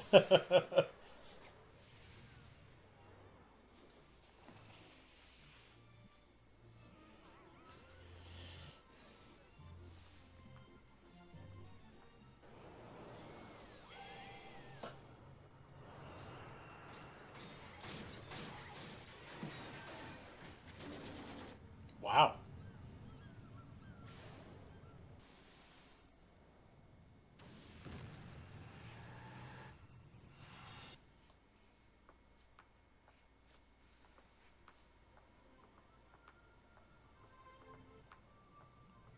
So freaky. this sucks, dude. It's like actually a depiction of him losing all his memories with the GFs. That's true.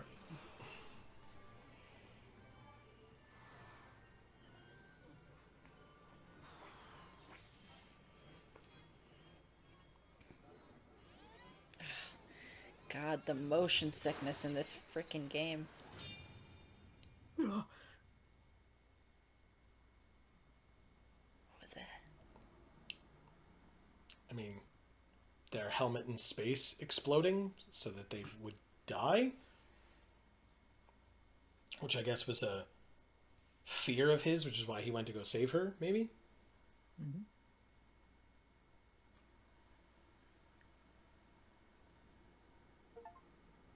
End of game. Finish the game. Achievement. It's hidden behind our faces, but it was there.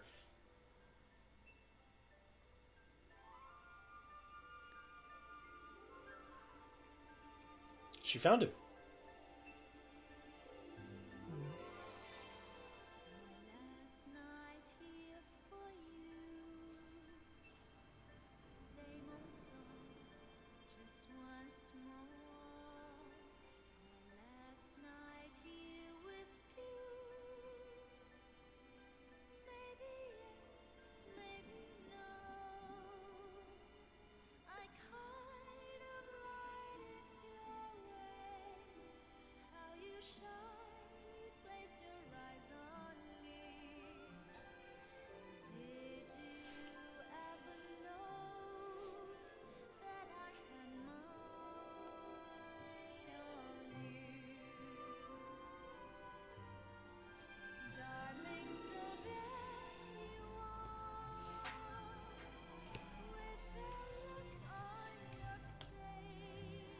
As a reminder, this song is by her mother, which was inspired by his father. That is not. Yeah. Oh, it's a Pokeball. Cypher's fishing? Yeah, Cypher's alive. He's gonna get a Magikarp. Haha.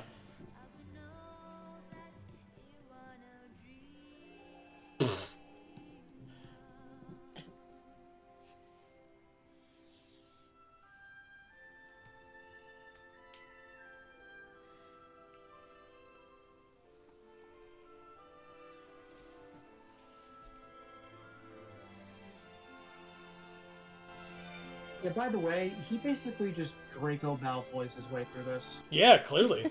He's perfectly fine.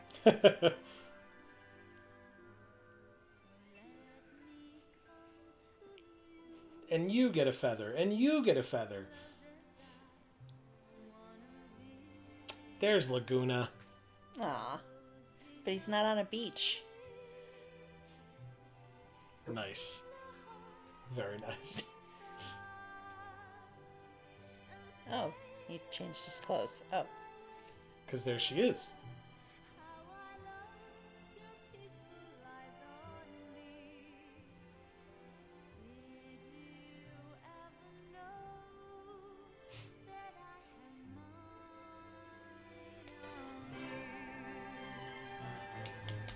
Oh, Black Bird.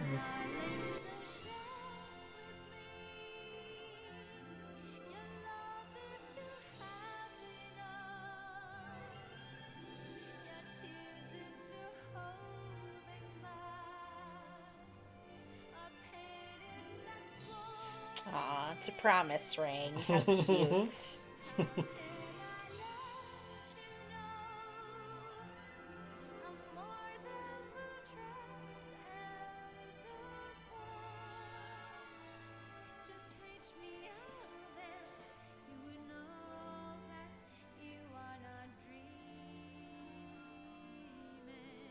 It's a big moon. Sure is.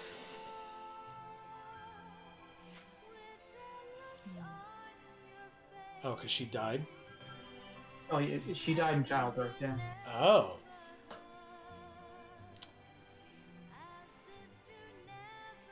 He was talking about he couldn't make it back in time. Oh, he should.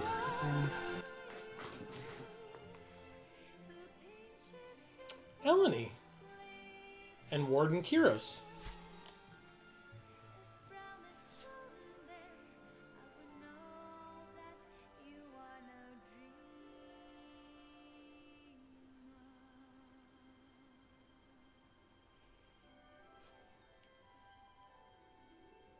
Beautiful. Yeah, it's the garden.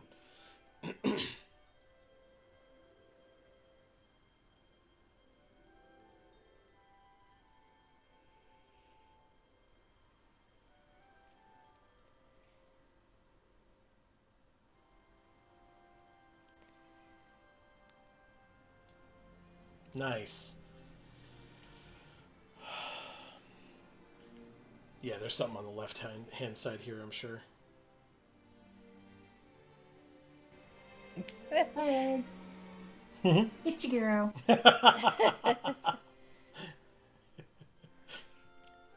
Selfie was giving herself a selfie. Hell yeah. Oh my god. Oh my god. I never. Oh no. That's where it came from.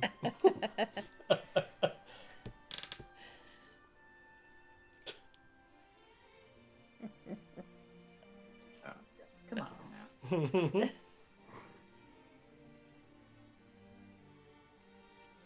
There's Sid. Sid.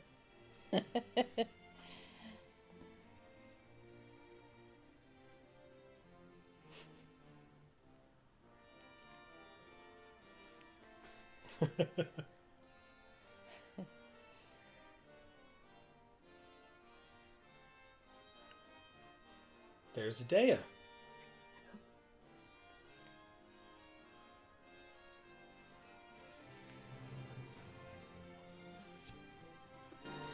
So I guess she got her powers removed after all? Yeah, Mom.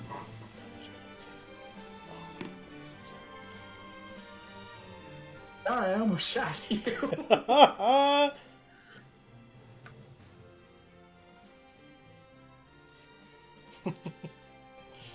Yay! I got his hat. And showed him how to do it. Actually, that hairstyle doesn't look so bad with that hat on. It's true. Stop being distracted by the girls. Yeah.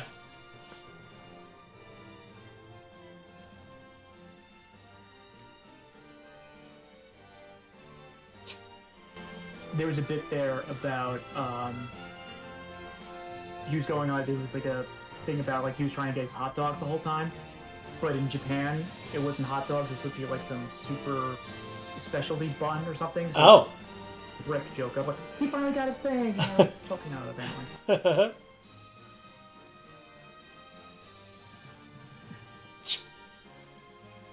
Oh, jeez. Is he, That was a little terrifying. Yeah. Oh, okay. Wow. Right at Irvine. It's Angelo.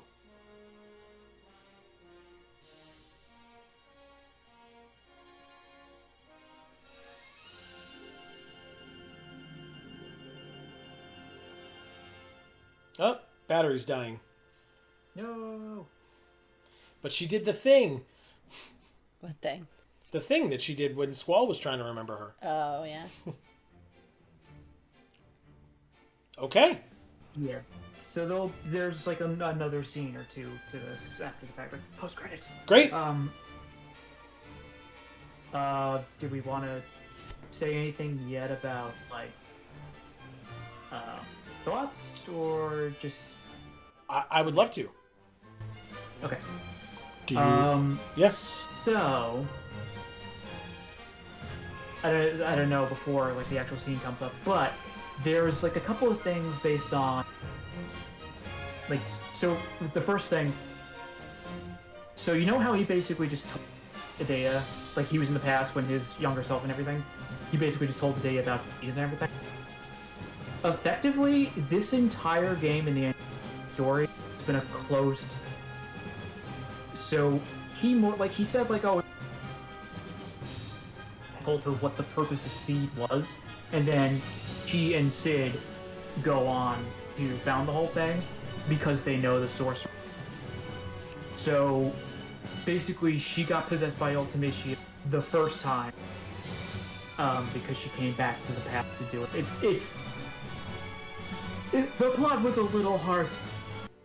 Well, and that's why I said at that point, I was like, what came first, the chicken or the egg? Because he gave her the idea, which then she put into motion, which then taught him what it was so that he could then tell her, you know. Yeah. And then there was a thing about, there might have been like more, so like about this, and was like coming back to stop them. So effectively, yeah, they all influence each other. Yeah. This is gorgeous.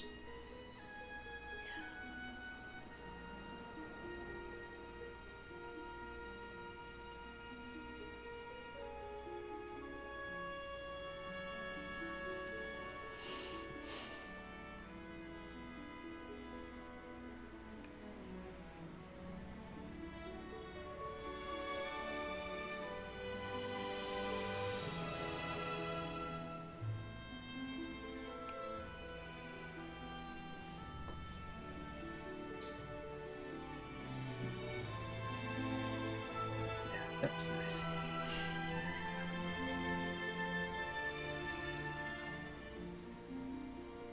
So yeah, he survives. Yeah. I mean, when she did this, I knew, but yeah. There are two fan theories about certain things. I don't know if you caught it. If you'd have to play it back, maybe major cutscenes where everything is like bleeding out. There's a still shot of Squall, but his face, there's a black hole. Oh.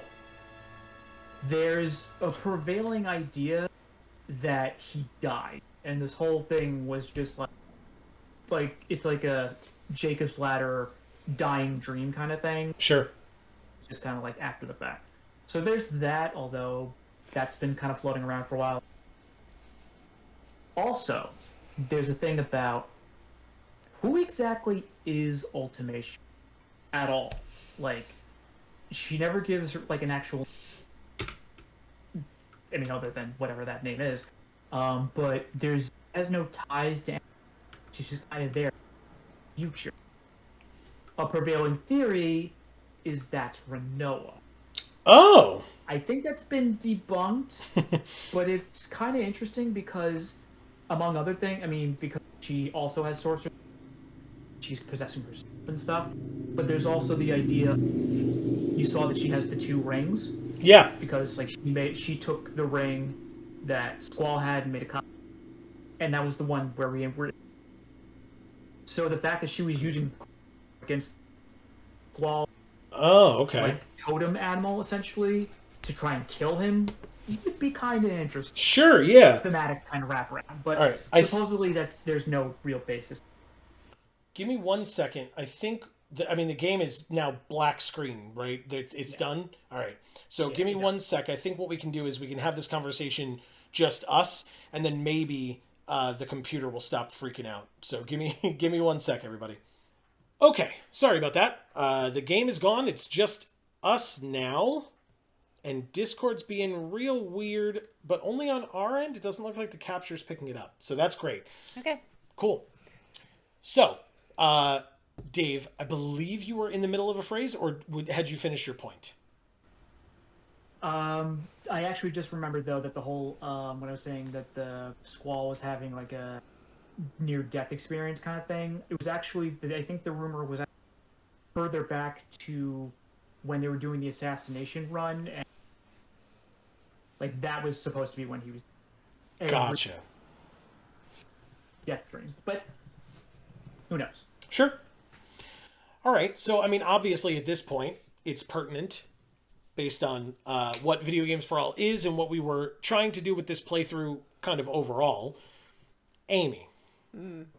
What did you think of Final Fantasy VIII? Well, I think that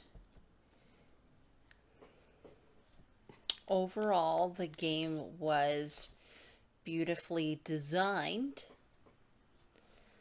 Unfortunately, the story I feel was very disjointed.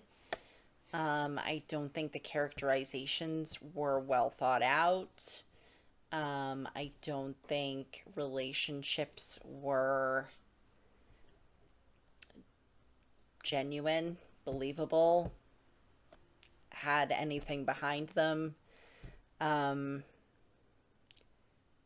still don't know that I understand the fucking plot. I don't know what happens in the end. I don't actually understand what that means. And I guess that's kind of the point, is that it's supposed to be up for interpretation. But when the whole rest of it was just as confusing, I'm not really sure how they feel they can get away with that. But I don't know. Yeah. I feel like when I compare it to Final Fantasy VII, which I do want to do here since we played Final Fantasy VII as well, I feel that Final Fantasy VII touched on a lot of what I would say are taboo topics.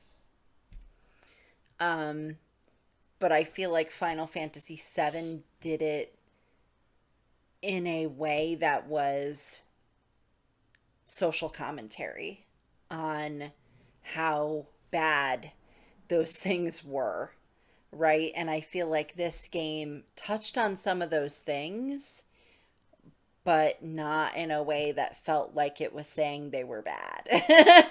It was just in a way that felt like it makes sense for us to talk about this here, and just like left it as though it made sense in the landscape of where it was sitting in time.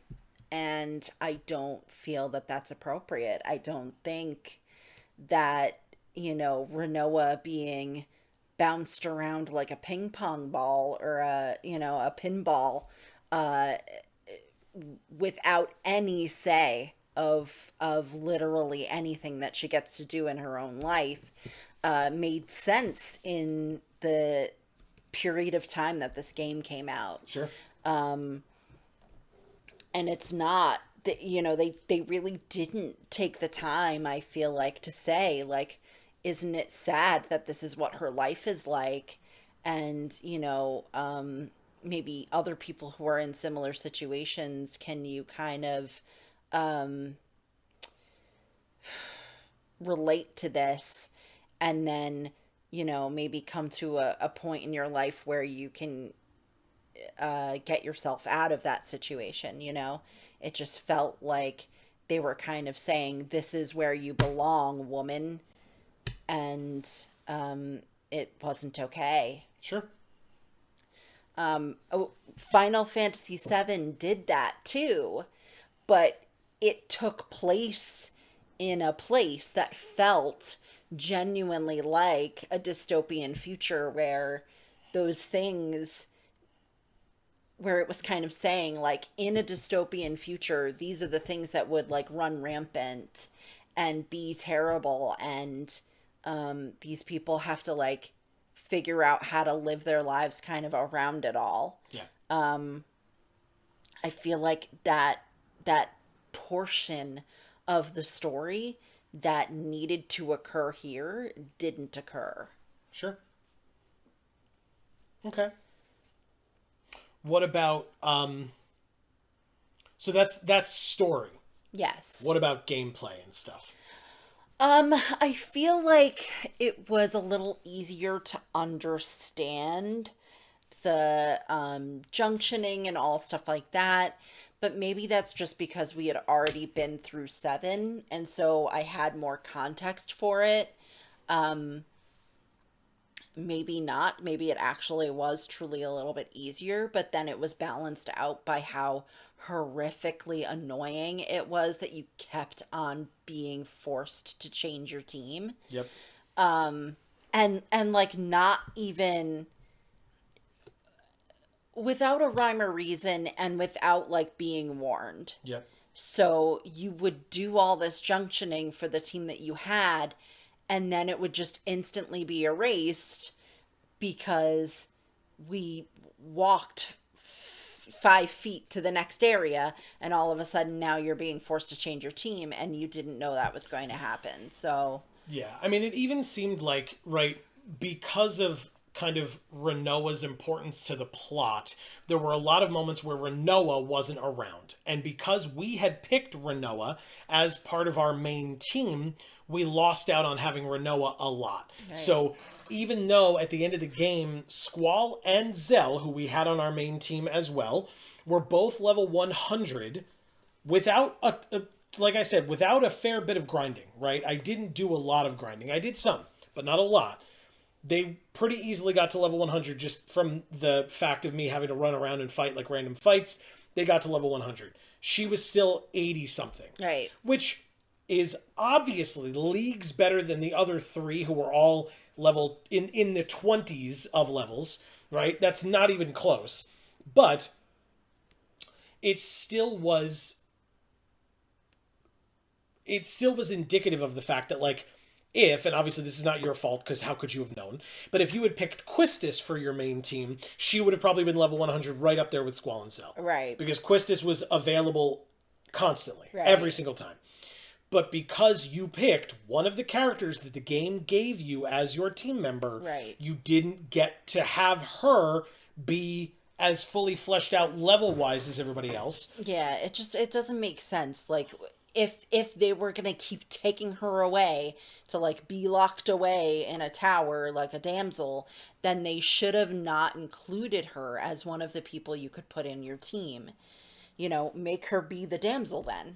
Like, well, pick a lane. If she's going to be a damsel, then put her in that tower and the team goes and saves her. Pick other people for the team, and that's that. Well, and I'll say it's interesting because the game did that did something like that for you to a degree.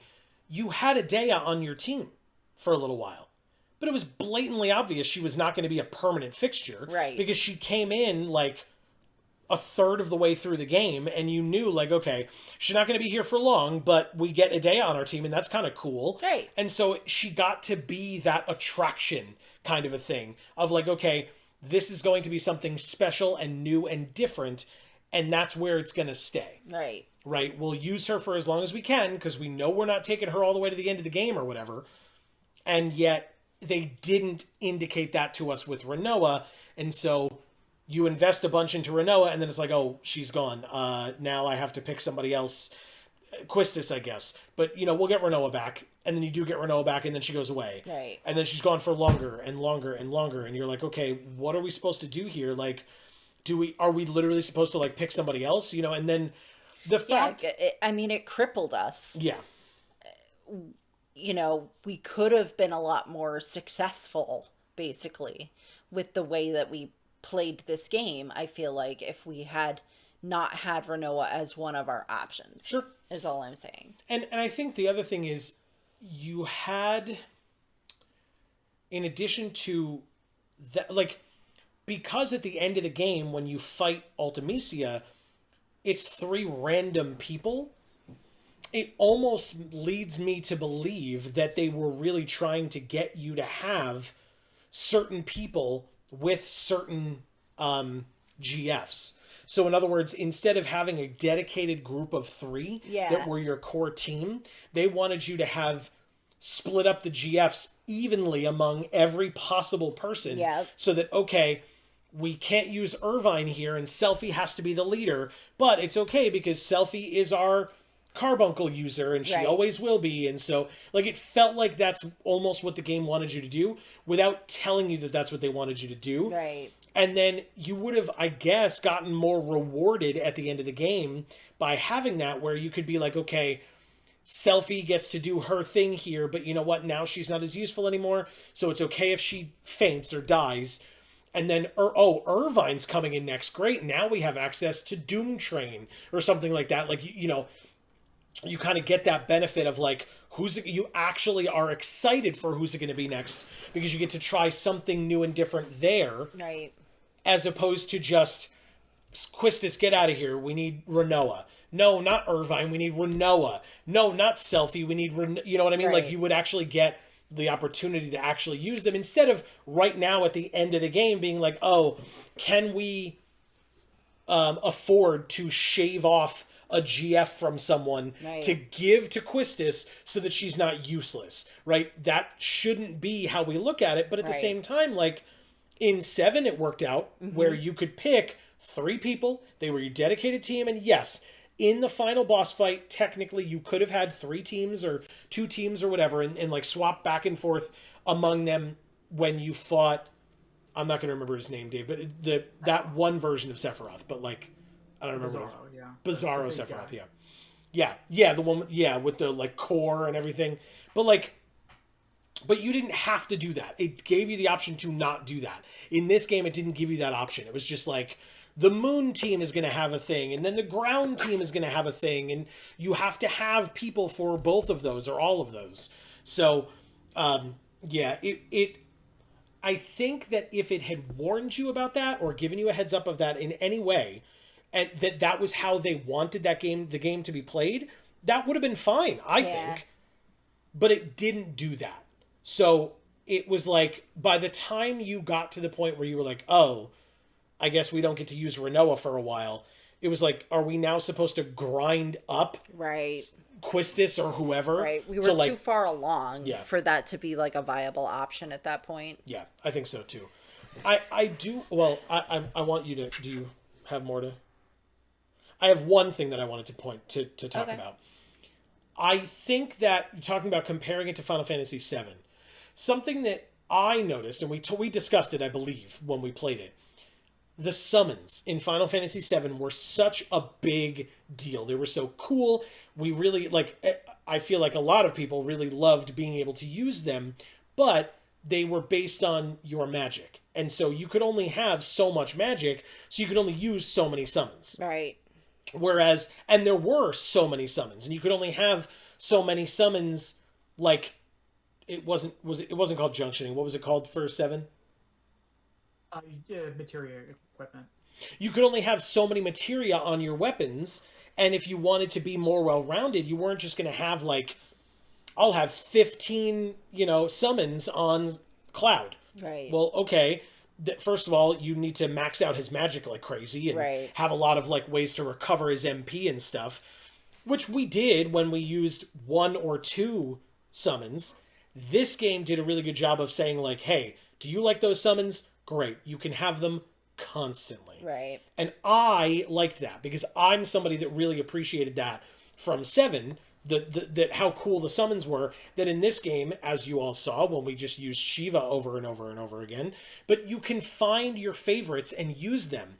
You can find the ones that are the best. I mean, Diablos was the biggest surprise, I think, in the fact that, like, you know, he was cool and we got to get him when we eventually remembered to, like, you know, rub the lamp or whatever it was and get Diablos out and fight him. But he was a surprise in terms of how good he got towards the end, because we were like, oh, Shiva, Shiva, Shiva, and, you know, Quetzalcoatl and Ifrit as well. But no, Diablos ended up being the MVP of all of them, even over Shiva, in terms of the amount of damage done. And in that final fight, the fact that Shiva died so quickly, and yet we still housed that fight, indicates that we didn't need her. We just wanted to use her because we like her. Right. But this game helped you to say, like, okay, we know that everybody loved the summons in 7. We know that. But now we give you the GFs in 8, which is a fixed version of that, so to speak. And I really appreciated that. I don't know if you noticed that and felt the same way, but... For sure. Yeah, I mean, like I said, there's a couple of things about this game that I feel like did it better. You know, and that's definitely one of them. The art is definitely another. For sure. And I feel like the junctioning, like, made sense a lot more than how things were in the last game. But yeah, where, like, some of the material was linked but some wasn't, and so which ones worked together, and whereas who came up with this, like, convoluted way of doing this? Well, because, you know, we haven't played any other Final Fantasies yet. We will. It will not be next week, but we will. But there's now been a different system in 7 and in 8. Right? So the question is, what was the system in 6? What will the system be in 9? What will it be in 10? Are they literally going to be different every single time? And if so, you do have to come up with convoluted stuff, I imagine, if you're going to come up with 9 different fighting systems, 10 different fighting systems, 15 different, you know what I mean? Like, so eventually, you know, you might run into some convoluted stuff, because how else would you, you know, you can't have, like, it would be very difficult, I imagine, because I'm not a game dev, but I imagine it would be very difficult to come up with 15 unique systems that do not have too much complexity to them, you know? But that still follow those themes of, like, you're still going to have a Shiva and an Ifrit and, you know, like, summons in general and stuff. So I'm not telling you you're wrong. I agree with you that it was very complex. It'll be interesting to see with each iteration of the game that we play, whether it in any way builds off of prior stuff, or whether it says, you know what, this is what it is. We're going to work with this and, you know, figure it out. I guess, you know, like, work with it, work within it, and, you know, whatever. I'll ask questions like I typically ask when we play these games, or games in general on this channel. Did you have more to... No, but Dave was about to say something at one point. Yeah, don't mind. So yeah, I do agree a lot with those same points, and, like, when I was first playing it, I thought the junctioning system was bizarre, and I had a lot of trouble with it. But when you finally kind of get the hang of it, it really does kind of is simple. It does feel like fairly simple. And to your point about making the GF summons more integral to your system, I mean, with 7, they were essentially they were tools you could use, and they were cool when they kind of came up. This one, in addition to making them characters, like, you can actually fight Ifrit, and he has his reactions and everything. So not only were they your summon magic, but they were also essentially your equipment, in that you could that's the whole point of the junctioning thing. And then they learn their abilities, so then they become part of your party. So before, they're just, like, nice things to have. This one really integrates them more into the group, and you do kind of start becoming fixated, and you grow attached to the ones that you like, and they literally grow attached to your party members as well. So I absolutely agree that they do a better job with integrating these different creatures into the whole thing. Yeah. And I would say to the fact that they do switch things around, which I saw it was extremely annoying for so many reasons. But there is actually like part of their system is that if you know what magic you're using and you junction, levels don't technically matter as long as you have the right magic and you're junctioning the right stats. You can literally go through the whole game at level 1 and you can survive. Okay. It depends, and you have to change your strategies, but levels I think only do HP. So this is actually kind of optimized to be like you can make it as hard or as easy as you want to. And That's I think they cool. were kind of working around that. Of, oh, if you don't have your party member, if they weren't up to snuff for a while, junctioning should be able to fill the game. Okay, things look different. This has been a very interesting technological episode. But all of that aside, we want to get back to the discussion. There were audio issues. It was almost certainly on our end. So, Dave, apologies for the delay. Please continue your thoughts about characterization that you were discussing a moment ago. So I agree with your points about, at least with the GFs, that before in Final Fantasy VII, you were just getting materia orbs left and right, and they were just kind of all random. And then when they came out, they were great and they were flashy, but that just was kind of it, and they didn't really mean anything, or they didn't integrate much. Here, you not only have things like you are interacting with Ifrit and Diablos and whoever else. I mean, for God's sake, you even go over to Odin and recruit him in a whole big to-do. And Bahamut too. So not only are they like their own lived-in characters, but then they're also your equipment essentially, because without them you can't junction, you can't boost your stats. But then you're also working on their different skills, seeing which ones match well with your other characters. You're kind of like almost nurturing them in a way, like they're part of the team in and of themselves. So I agree with you there that there is that's a step up for them. I do also agree that the actual characterization for the actual characters is a bit lacking. Some of them, for example, Quistis kind of has her arc like a third of the way through the story, and it basically pisses off for the rest of the thing. And also that Rinoa, just gets bounced around a lot, and despite being a party member, is gone for a good quarter or third of the game. And I also would mention that because of the whole jumping around thing, the junctioning system does work that you can basically beat the whole game at level 1, because leveling I think only works with only ups your HP, but junctioning is the main thing of where you boost your stats. So if you do it correctly, you don't have to gain levels at all. There are actually runs where you can like avoid gaining experience, and you can like it's a level 1 run. So the idea I think was that if there are characters who were not in your party for a while and are jumping back in or for the first time, junctioning is trying to fill the gap. So there is that whole thing. I do also want to say, as far as like just the overall sense of things, obviously we're coming off of 7. 7 was a smash hit and basically was considered the thing that stole the PlayStation. And there was a thing about the tech graphics upgrade was essentially because 7 was being worked on when Sony and Nintendo were still trying to be a thing, and it was essentially during the N64 era.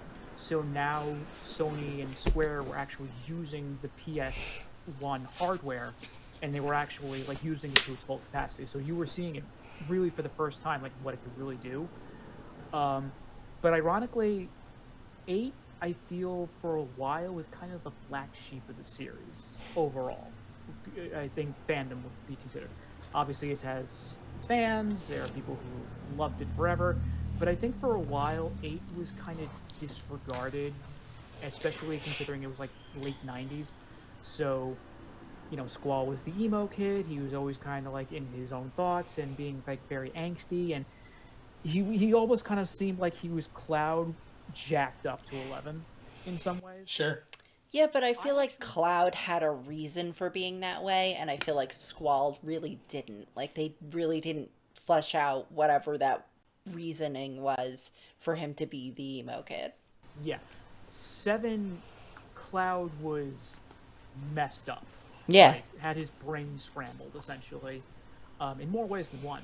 Squall, I mean, now that I'm seeing this for the second time, like, really looking into it, because I played this years and years ago, but so I'm really starting to, like, look into it, Squall at least is, like, he is dealing with abandonment issues, so there is a kind of, like, he's in his own head a lot.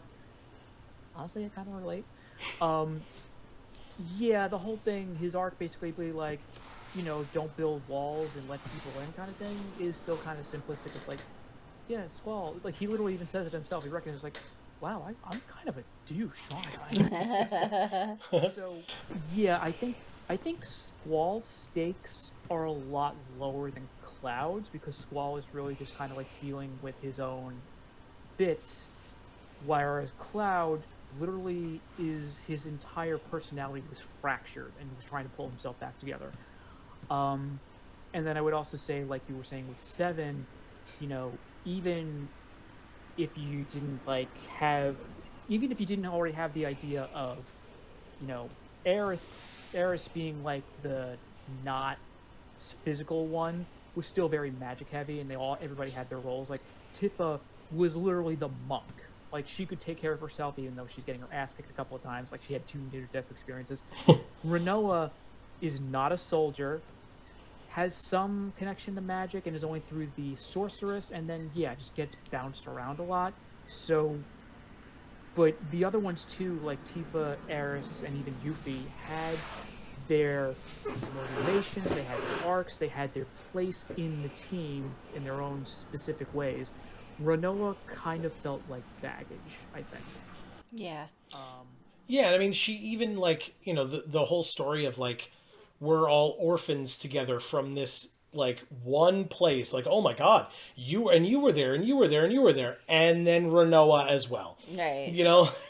Yeah, like, she's the only one who's, like, she's completely on the outside of everybody else, so she can't even share in that. And then, yeah, she and Squall, like, there were steps missing in their love story of, like, oh, she's kind of, like, just, you know, into him, and she's trying to break down his walls, and she was supposed to be, like, the healing touch for him, and then everybody's trying to get them together because they're shipping them, and it's like, it's weird. Yeah. Yeah. It's like, it felt a lot like Squall just saying Renoa a zillion times. Like, that was the relationship, was like, well, she's like weird but kind of likes him. He doesn't like anything, but he just says Renoa a zillion times, and so that's how we know they're in a relationship. There's no actual basis for it. Emo kid, manic pixie dream girl. Well, and it really was like, you know, there was the dance, right, where she sees him from across the room, like, again, breaking down his walls of, like, pulling him in for the dance, and, like, you know, even though he's uncomfortable, he does it anyway because she takes him by surprise, so he doesn't have a chance to say no and, like, hide away or whatever.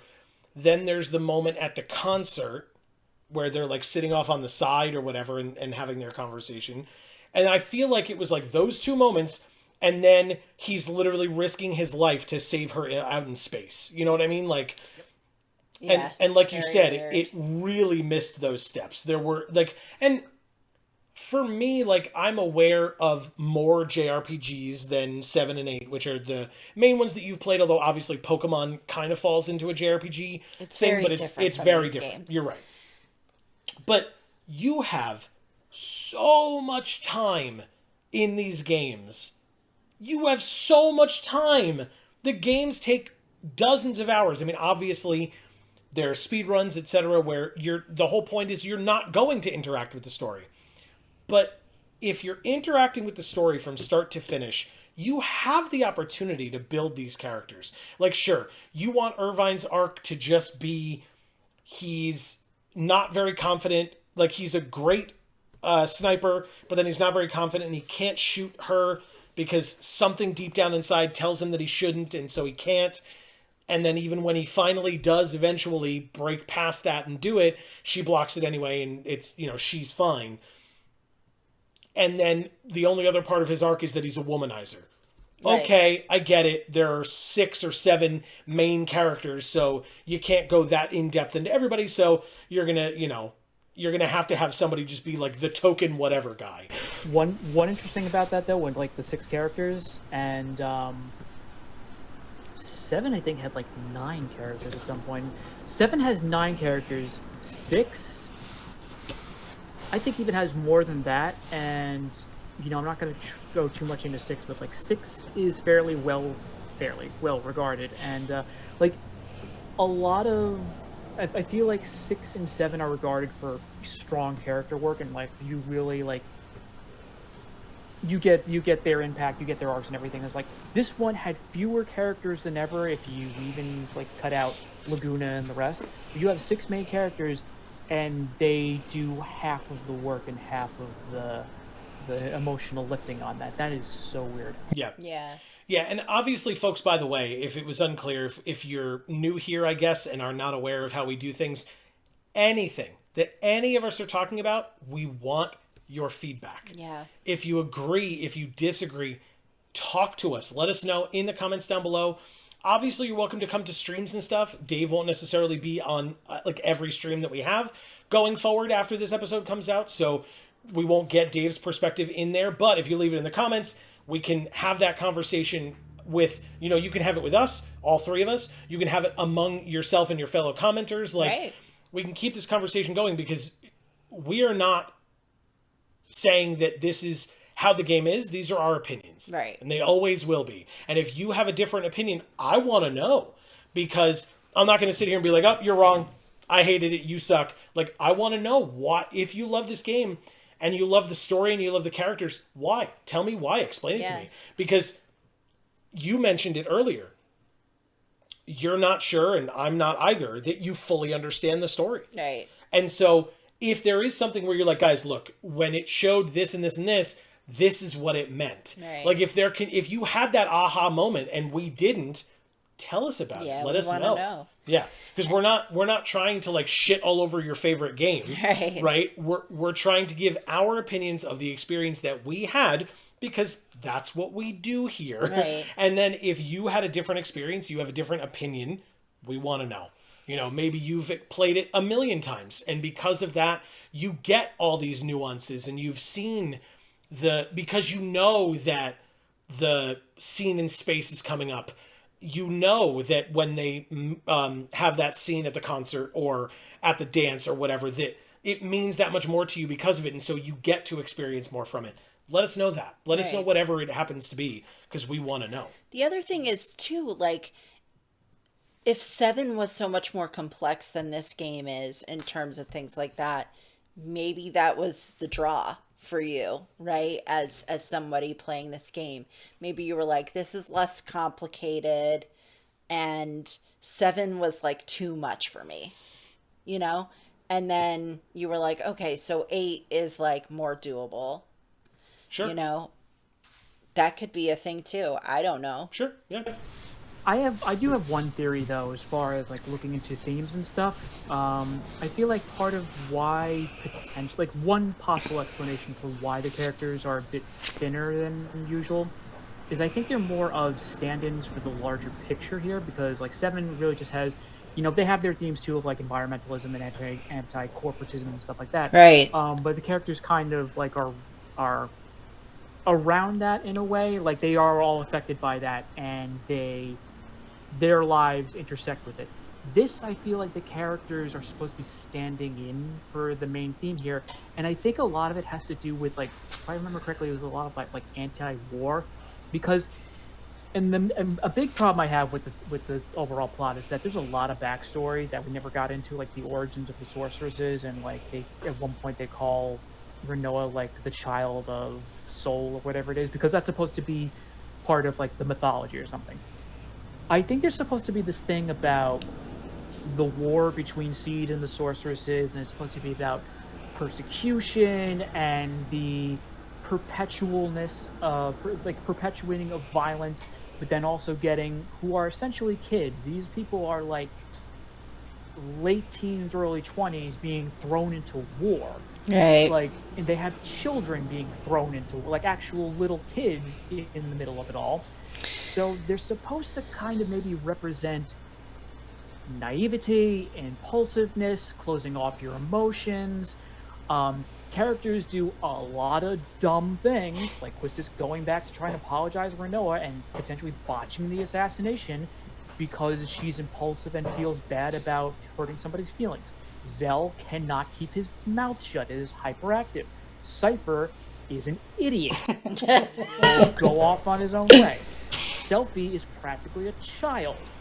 There's a lot of, I think, all of them kind of stand for, in a sense, these people should not be here. And it's only compounded with the revelation of the GFs, mind wiping them, essentially turning them into soldiers because it's cutting them off from their past.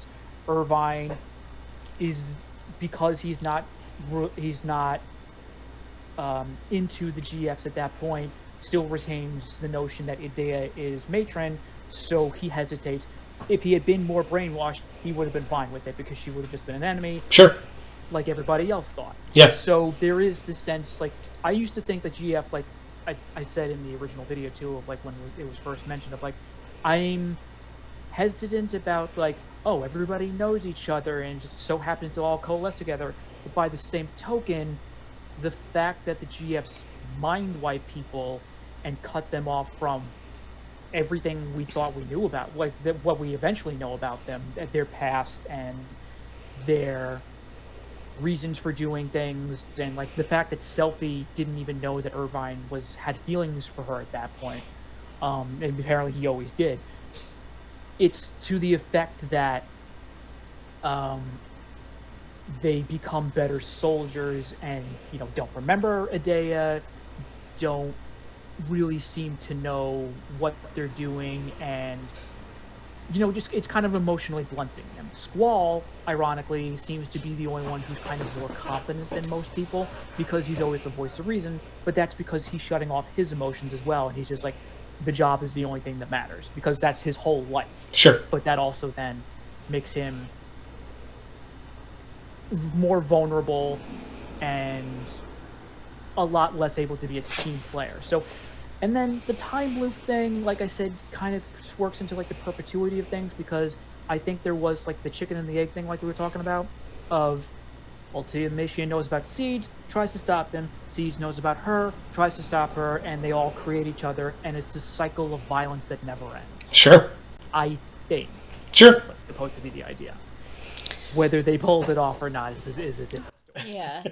I think it, when you say it like that, that makes it similar to Seven in that, like, they tried to do that same sort of theme again of like, okay, war is bad, like putting young people in the position to be soldiers is like really damaging to their brains and their emotional capacity and their personality and everything else.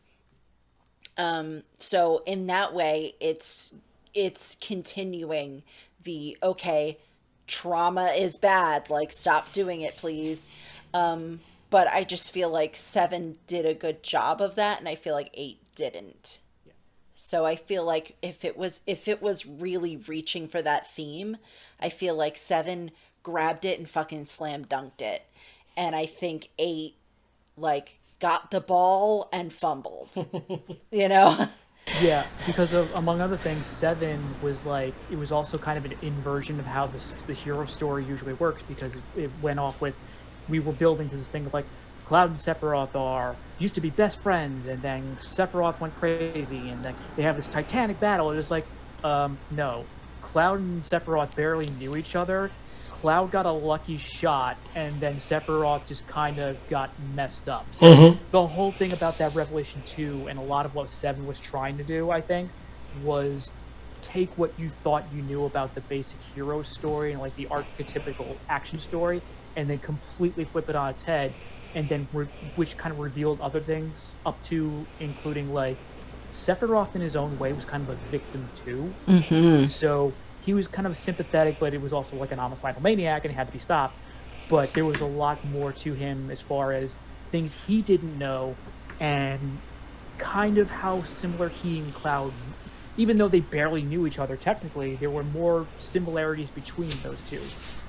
Who the frick is Ultimecia in any of this other than she's possessing people other people care about? Yep. I mean, Adea at least was like, oh, she used to be our mom, but then it's actually not, and then she reverts back, and then Ultimecia, timey-wimey, who knows? Yeah. Yeah. Yeah, whereas, like you said, in 7, the final boss was talked about a million times before you saw them.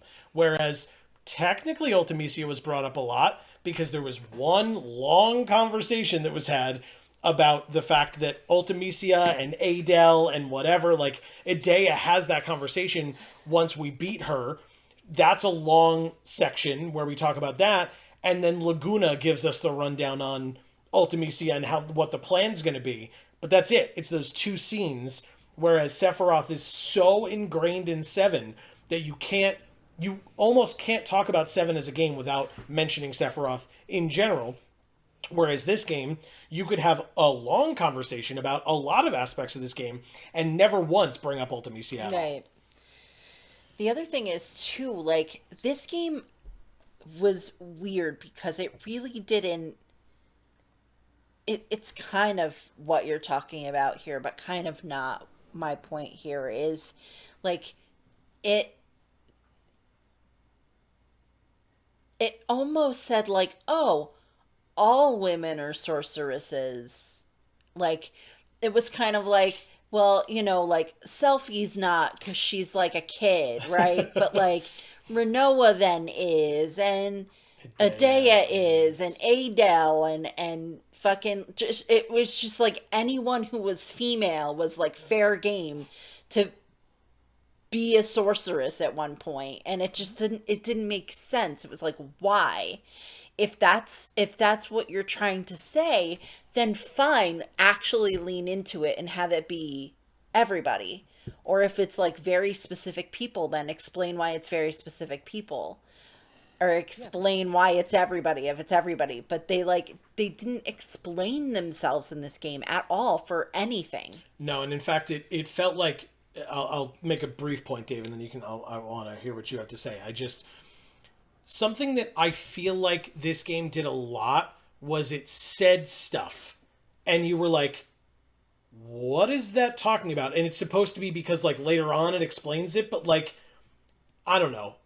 The way that, I mean, obviously we played it where we played it for a long stretch, then we took a big break, and then we played it for a long stretch, but, like, you have no way of knowing as a game developer, as a writer of these stories, how these stories are going to be consumed.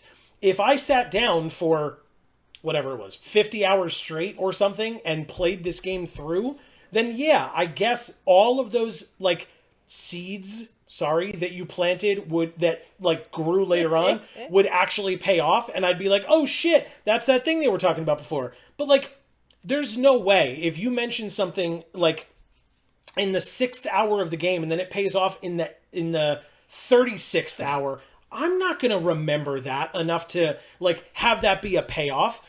Now, does that mean that maybe what you're supposed to do is, once the story is fully fleshed out and you've played through the whole game, you're supposed to play it again? So that then when they throw those Easter eggs in there, because, like, I've talked about that with short stories before. Right. Go check out our Magic the Gathering channel, where we, link in the description down below, where we talk about the Magic stories, and I've said this story would really benefit from a second read, because all of those little Easter eggs in there are things that when you read it a second time, you can go, I get it. I get what they were doing there. There's the parallels and stuff like that, and the foreshadowing. But again, that's a short story that might take me 2 hours to read, not a game that's going to take me 50 hours to play. Right. There's a big difference, because 2 hours here and 2 hours there is not a big deal, but the first 6 hours versus, again, 36 hours, that's a major difference. Like, depending on how long in between it is that you read the first Easter egg and then experienced the payoff for it. Right. If that even exists. And so really all it seems like is like, it just seems like, oh, well, we know something you don't know. And it's like, but that's not congrats. Right, Like, that's not fun for us. That's fun for you, maybe, Yeah. but as the audience, like, we're supposed to know the thing you know. Yeah. Yeah. So, like I said, I mean, a lot of the lore dump was actually kind of put off to the side in some respects because of like the stuff about the sorceresses. If I remember correctly, the only way you ever find out whatever happened to Julia is in the like text otherwise, or maybe some context clue of like because Julia and Renoa's father were married, but like Julia dies in a car crash. I don't think you ever know about that otherwise unless you actively like look through every nook and cranny, or you go through the like the encyclopedia thing to know about that. The other thing too is for some of the mechanics. One of the things like the strategy guy even mentioned at one point, after the astronaut scene and you get the Ragnarok, Renoa gets the angel wing limit break. The strategy guide listed as completely useless because she does her thing, like she activates it, then goes into basically berserk mode and starts casting random magic. There is no description of it has to be from her stock set and like you can manipulate it into her just casting what you want to. It never mentioned, like, unless you actually went to her status and like look at a thing, you wouldn't even know what actually happened. Like, so there are things in this game they never tell you about. Yeah. Yeah, and that was you talked about the ex machina of the Ragnarok. Like, it was in space for 17 years, and then Squall and Renoa just float over to it because they need to survive. They have plot armor, and when they get into it, yes, it's got some monsters in it, but also it's still fully fueled, it still starts, it still flies them back to the planet, like... And how would those monsters be alive on there either? Like, Yep. what the fuck? Yep. So They were just hanging out like, oh, yes, enough resources to be alive for 17 years on this ship. Yeah, exactly. Like, it makes no sense. Yeah. Yeah, and especially because, like, the ground control or whatever you want to call it, like, communicates with the Ragnarok. They're like, Ragnarok, is that you? It's like, do you check back with this ship, like, once every day for 17 years? Like... Yeah. Or is it like maybe like it came back, like when it turned on, it's like transponder turned on, and so it got the beep or whatever. Like, yeah, like, so look, I'm not going to say that 7 was perfect and had no flaws and no plot holes or whatever. Like, I'm not trying to say that, but like there were some things here where it was like, what the hell is happening? Like, and it just felt like that happened a lot more in this game than it did in 7 by kind of a lot. Yeah. So, Amy, question for you that I always ask when we play these games that are like a series of games, like numbered games or whatever. You've played 7. You've now played 8. We know that we're going to play through more Final Fantasy games. But if this were you getting to this point without kind of me and or Dave like spurring you on, would you want to continue playing Final Fantasy as a series after this game being your most recent experience? Yes, because of both the similarities and the differences between the two games. I can say, okay, the things that I really liked that were similarities of both are things I would love to see again and do again and play again. The things that I really loved about 7 that weren't present in 8, okay, that doesn't mean they won't be present in 9, 10, 11, 12. They could go back to that same model, especially if people played this game when this game came out and said, well, but 7 was a lot better than this. Then, the company could have looked at that and been like, okay, well, I guess we need to put more time and money and focus into the things that the audience is saying were more important to them. Yeah. Because it's very clear that they just sort of shifted the resources for this one. They put a lot of work and time and money into making sure that the graphics were incredible, and they were, in fact, incredible. Agreed. It just... the rest of the story hurt as a result. Yeah.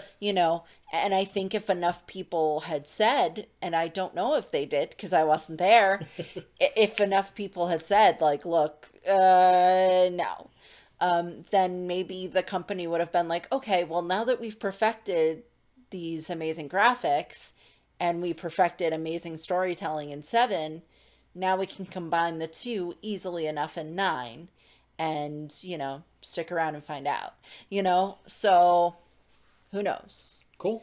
But yeah, I mean, I would say that that's a reason for me to want to see what comes next, as opposed to not seeing what comes next simply because I didn't like this one as much. Good. I will say too, I at least give them credit for considering, the way 7 worked with basically everything of its system, the stories, and a lot of the set, like just its overall designs and everything. You can't necessarily fault them for trying to swing for new things because, among other things, the junctioning system and the fact that magic essentially works completely different in this situation. Like, they try new things. Mm-hmm. I don't know in the more recent things if that's necessarily true, but it felt like in their heyday, Square really liked to experiment and they really tried to see what worked and what didn't. So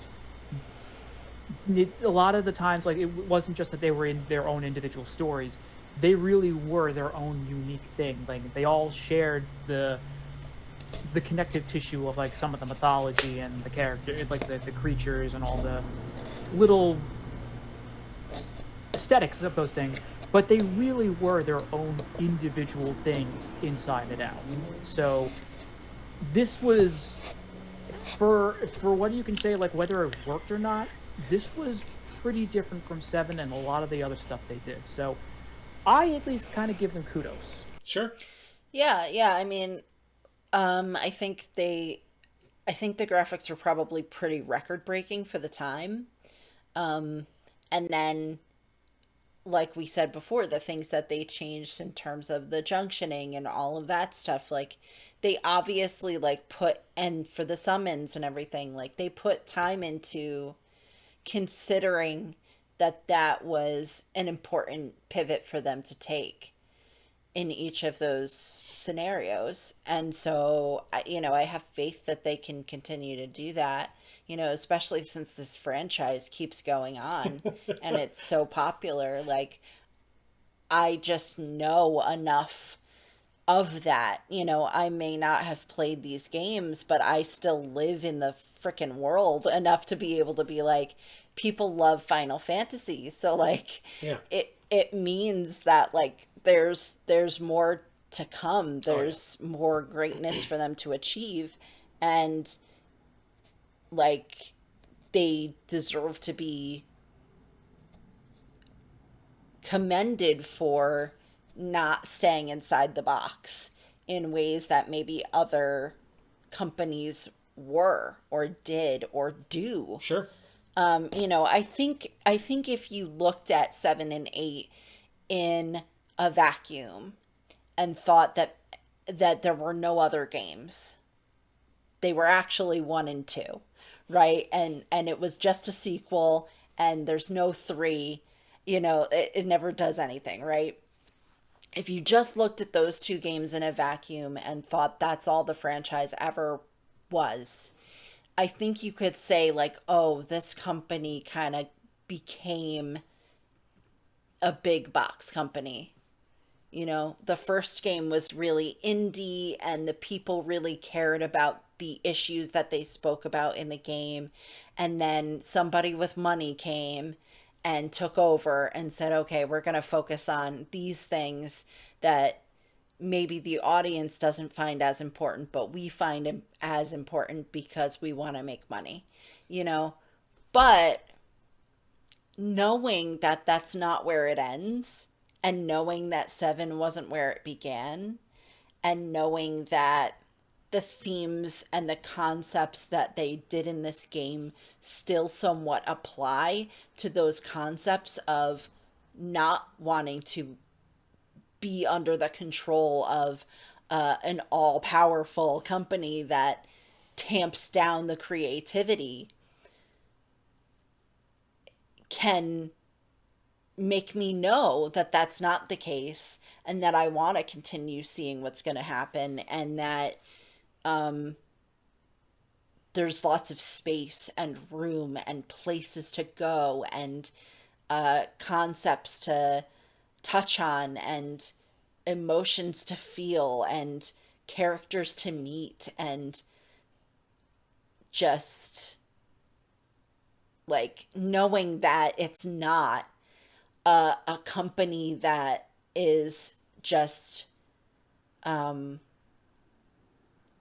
crippling the people who are working on it, basically, to be like, well, let's crank this out, you know,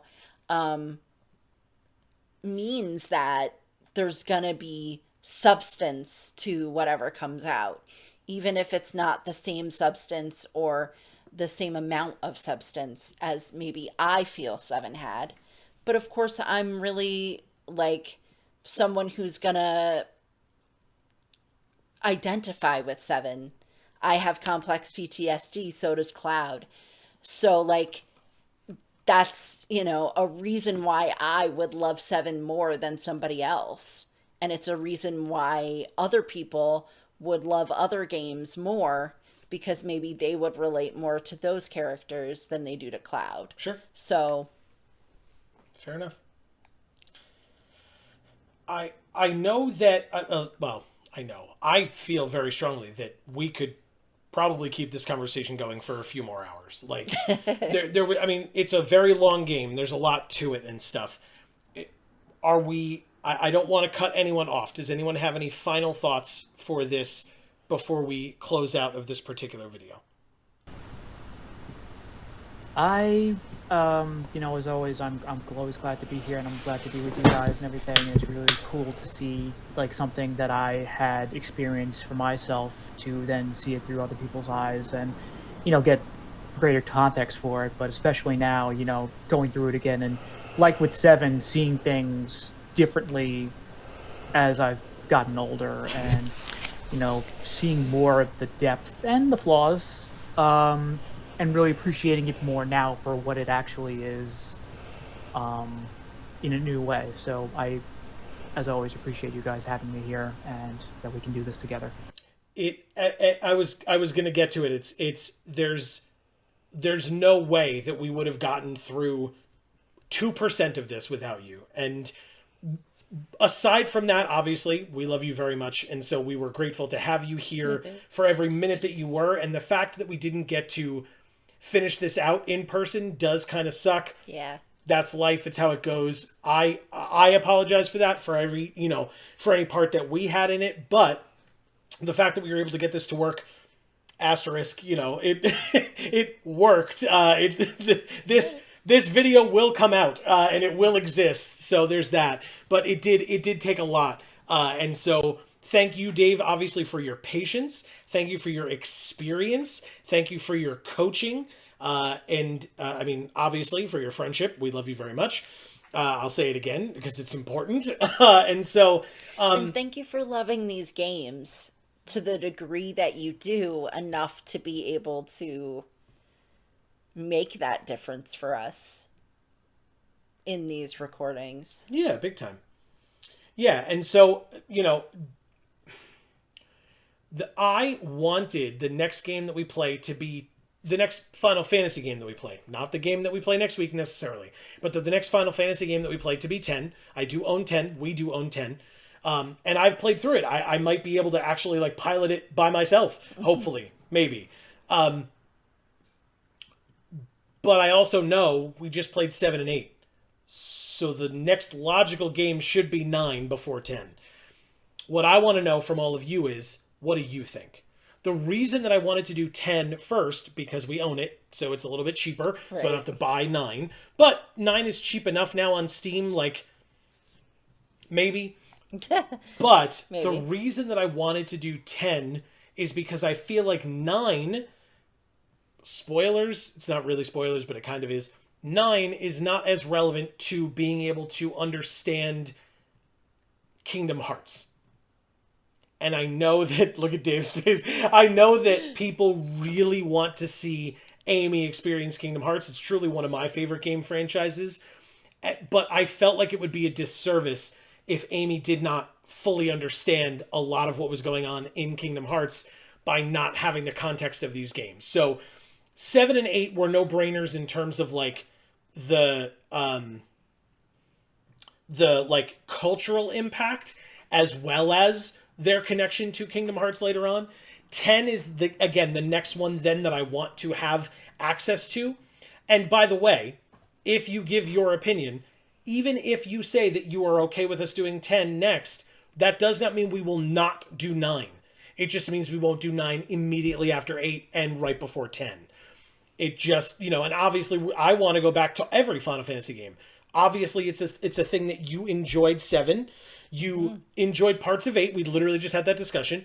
And that there's more going forward in this franchise. When we played the Magic the Gathering Final Fantasy set, check out our videos over on our Magic the Gathering, our Geek for All channel. Links down below. You got to experience a lot of these different cards, and you know that there are, at the time of recording, 16 different mainline Final Fantasy games. Oh. Oh, yes. And so there's a lot. There are side ones. There's a lot to do. And if I have my way, which I have so far with this channel, we are the bosses around here. If I have my way, we will get to every single one. Bosses make money.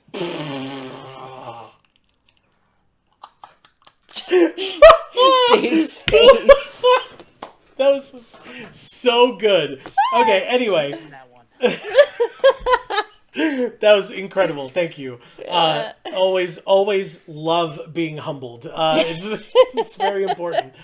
But if I have my way, which I have so far, we will play every Final Fantasy game. So what I'm asking is, are people cool with us going to 10 after this, so that then we can go to Kingdom Hearts, because people want to see Kingdom Hearts. And again, it's not like, 8 ends, 10 begins, Kingdom Hearts begins. You know what I mean? That's not what I'm saying. But that at least it gets us closer to that. Or are people like, no, dude, you just did 7, you then did 8. You gotta do 9 next. And I want people's thoughts on that. I will take every person's comment into consideration. And please realize that because both of those options are out there, if there is somewhat of a split, I will not be able to make everyone happy. So just please be aware, I will do the best that I can, and I will weigh it with conversations with Amy and myself, and with reading all of your comments. Maybe we'll talk about it during streams and stuff so we can get your feedback on it. But I want to get that conversation started so that people can talk about that and give their thoughts on how they feel about it. But like I said, as far as I am concerned, I want to play every Final Fantasy. I want to play 1 through 6. I want to play 9. I want to play up to 16. As many as we can physically get our hands on or digitally get our hands on. Yeah. We're going to try it. So just understand that even if you say that you're okay with us doing 10, it doesn't mean we're never doing 9. That's what I wanted to say on that. Otherwise, I think that is going to be the end of this particular episode and series. Thank you all so very much for watching, whether you watched just this episode. And by the way, if you're this far into this episode, no matter how many of them you've seen, bravo, because this took us a very long time. And I promise, a lot more than you saw it took us, because it took us a while to get the technology working. But then even with, I'm sure I cut a bunch of stuff out. So, and all the prep in between the last episode and this one, it took a lot of work, and it was worth it. Dave, you and I talked about it a bit in between some of the cuts in this episode alone, but that final boss fight this time went very, very well. Yes. Yeah, I loved it. It really spoke to the prep work, and whether it was because things fell into place or whatever, I don't care. It worked out wonderfully, and you all can debate that in the comments down below as well, because I want you to be able to do that. It was great. But I want to remind folks, I don't know that we talked about it a lot in this series, but check the links in the description down below. I obviously mentioned one of our other 2 channels, but we do have 2 other channels. We have our Magic the Gathering channel, Geek for All. And Gluten Free for All. Those links are down in the description box below. We have links to both of our Instagram accounts, Geek for All and Gluten Free for All. Amy doing an incredible killer job over there. Thank you. So you should go check those out. We also have 2 other links. We have the link to our public Discord. We would love to have you join our community Discord. You're all more than welcome. And if you have the means, we mentioned it earlier, but we would love it if you would consider supporting us on Patreon so that my wife can stop dunking on me about the lack of money. I'm not dunking on you. I'm just saying, like, I just want people to be aware that if you're saying we're the bosses of this channel, we don't have employees. We don't have people helping us. We don't make money doing this. It's hard work that mainly you put in to getting this stuff out to all of you. And so, you know, I just want that to be appreciated. It's true. And by the way, if it was unclear for even a moment, in no way am I offended. I thought it was hilarious. And I love it. I truly, truly do. There's a short over on Geek for All of Amy dunking on me in a similar way. And I love every second. It's so funny to me. So I appreciate your point. Thank you for clarifying. But also I would like to clarify. I love this woman. There's not that one comment in 20 years. I think I'll be okay. But anyway, so yes, that is going to be the end of this particular one. Obviously, once again, Dave, would not be possible without you. So thank you so much for having me. Thank you for being here. Both of the long visits that you had for this game, and for putting up with all of the nonsense with this finale. Because, you know, we were able to get it done. I'm very grateful for, again, your insights, your experience. Right. We love you very much. Obviously, we'll talk once we close out of this video. But I want everyone's thoughts about anything in the comments down below. And I'll say, leave your thanks for Dave as well. Because, like I said, this 7 and 8 wouldn't be possible without him. So thank him down below. We pass along our thanks as well, our love as always. So, for now, from us here at the Geek for All family of channels, I have been Joe. And I'm Mimi. And I'm David. And as we always say, in whichever video or series of ours you watch next, we will see you all next time. Thanks, everybody.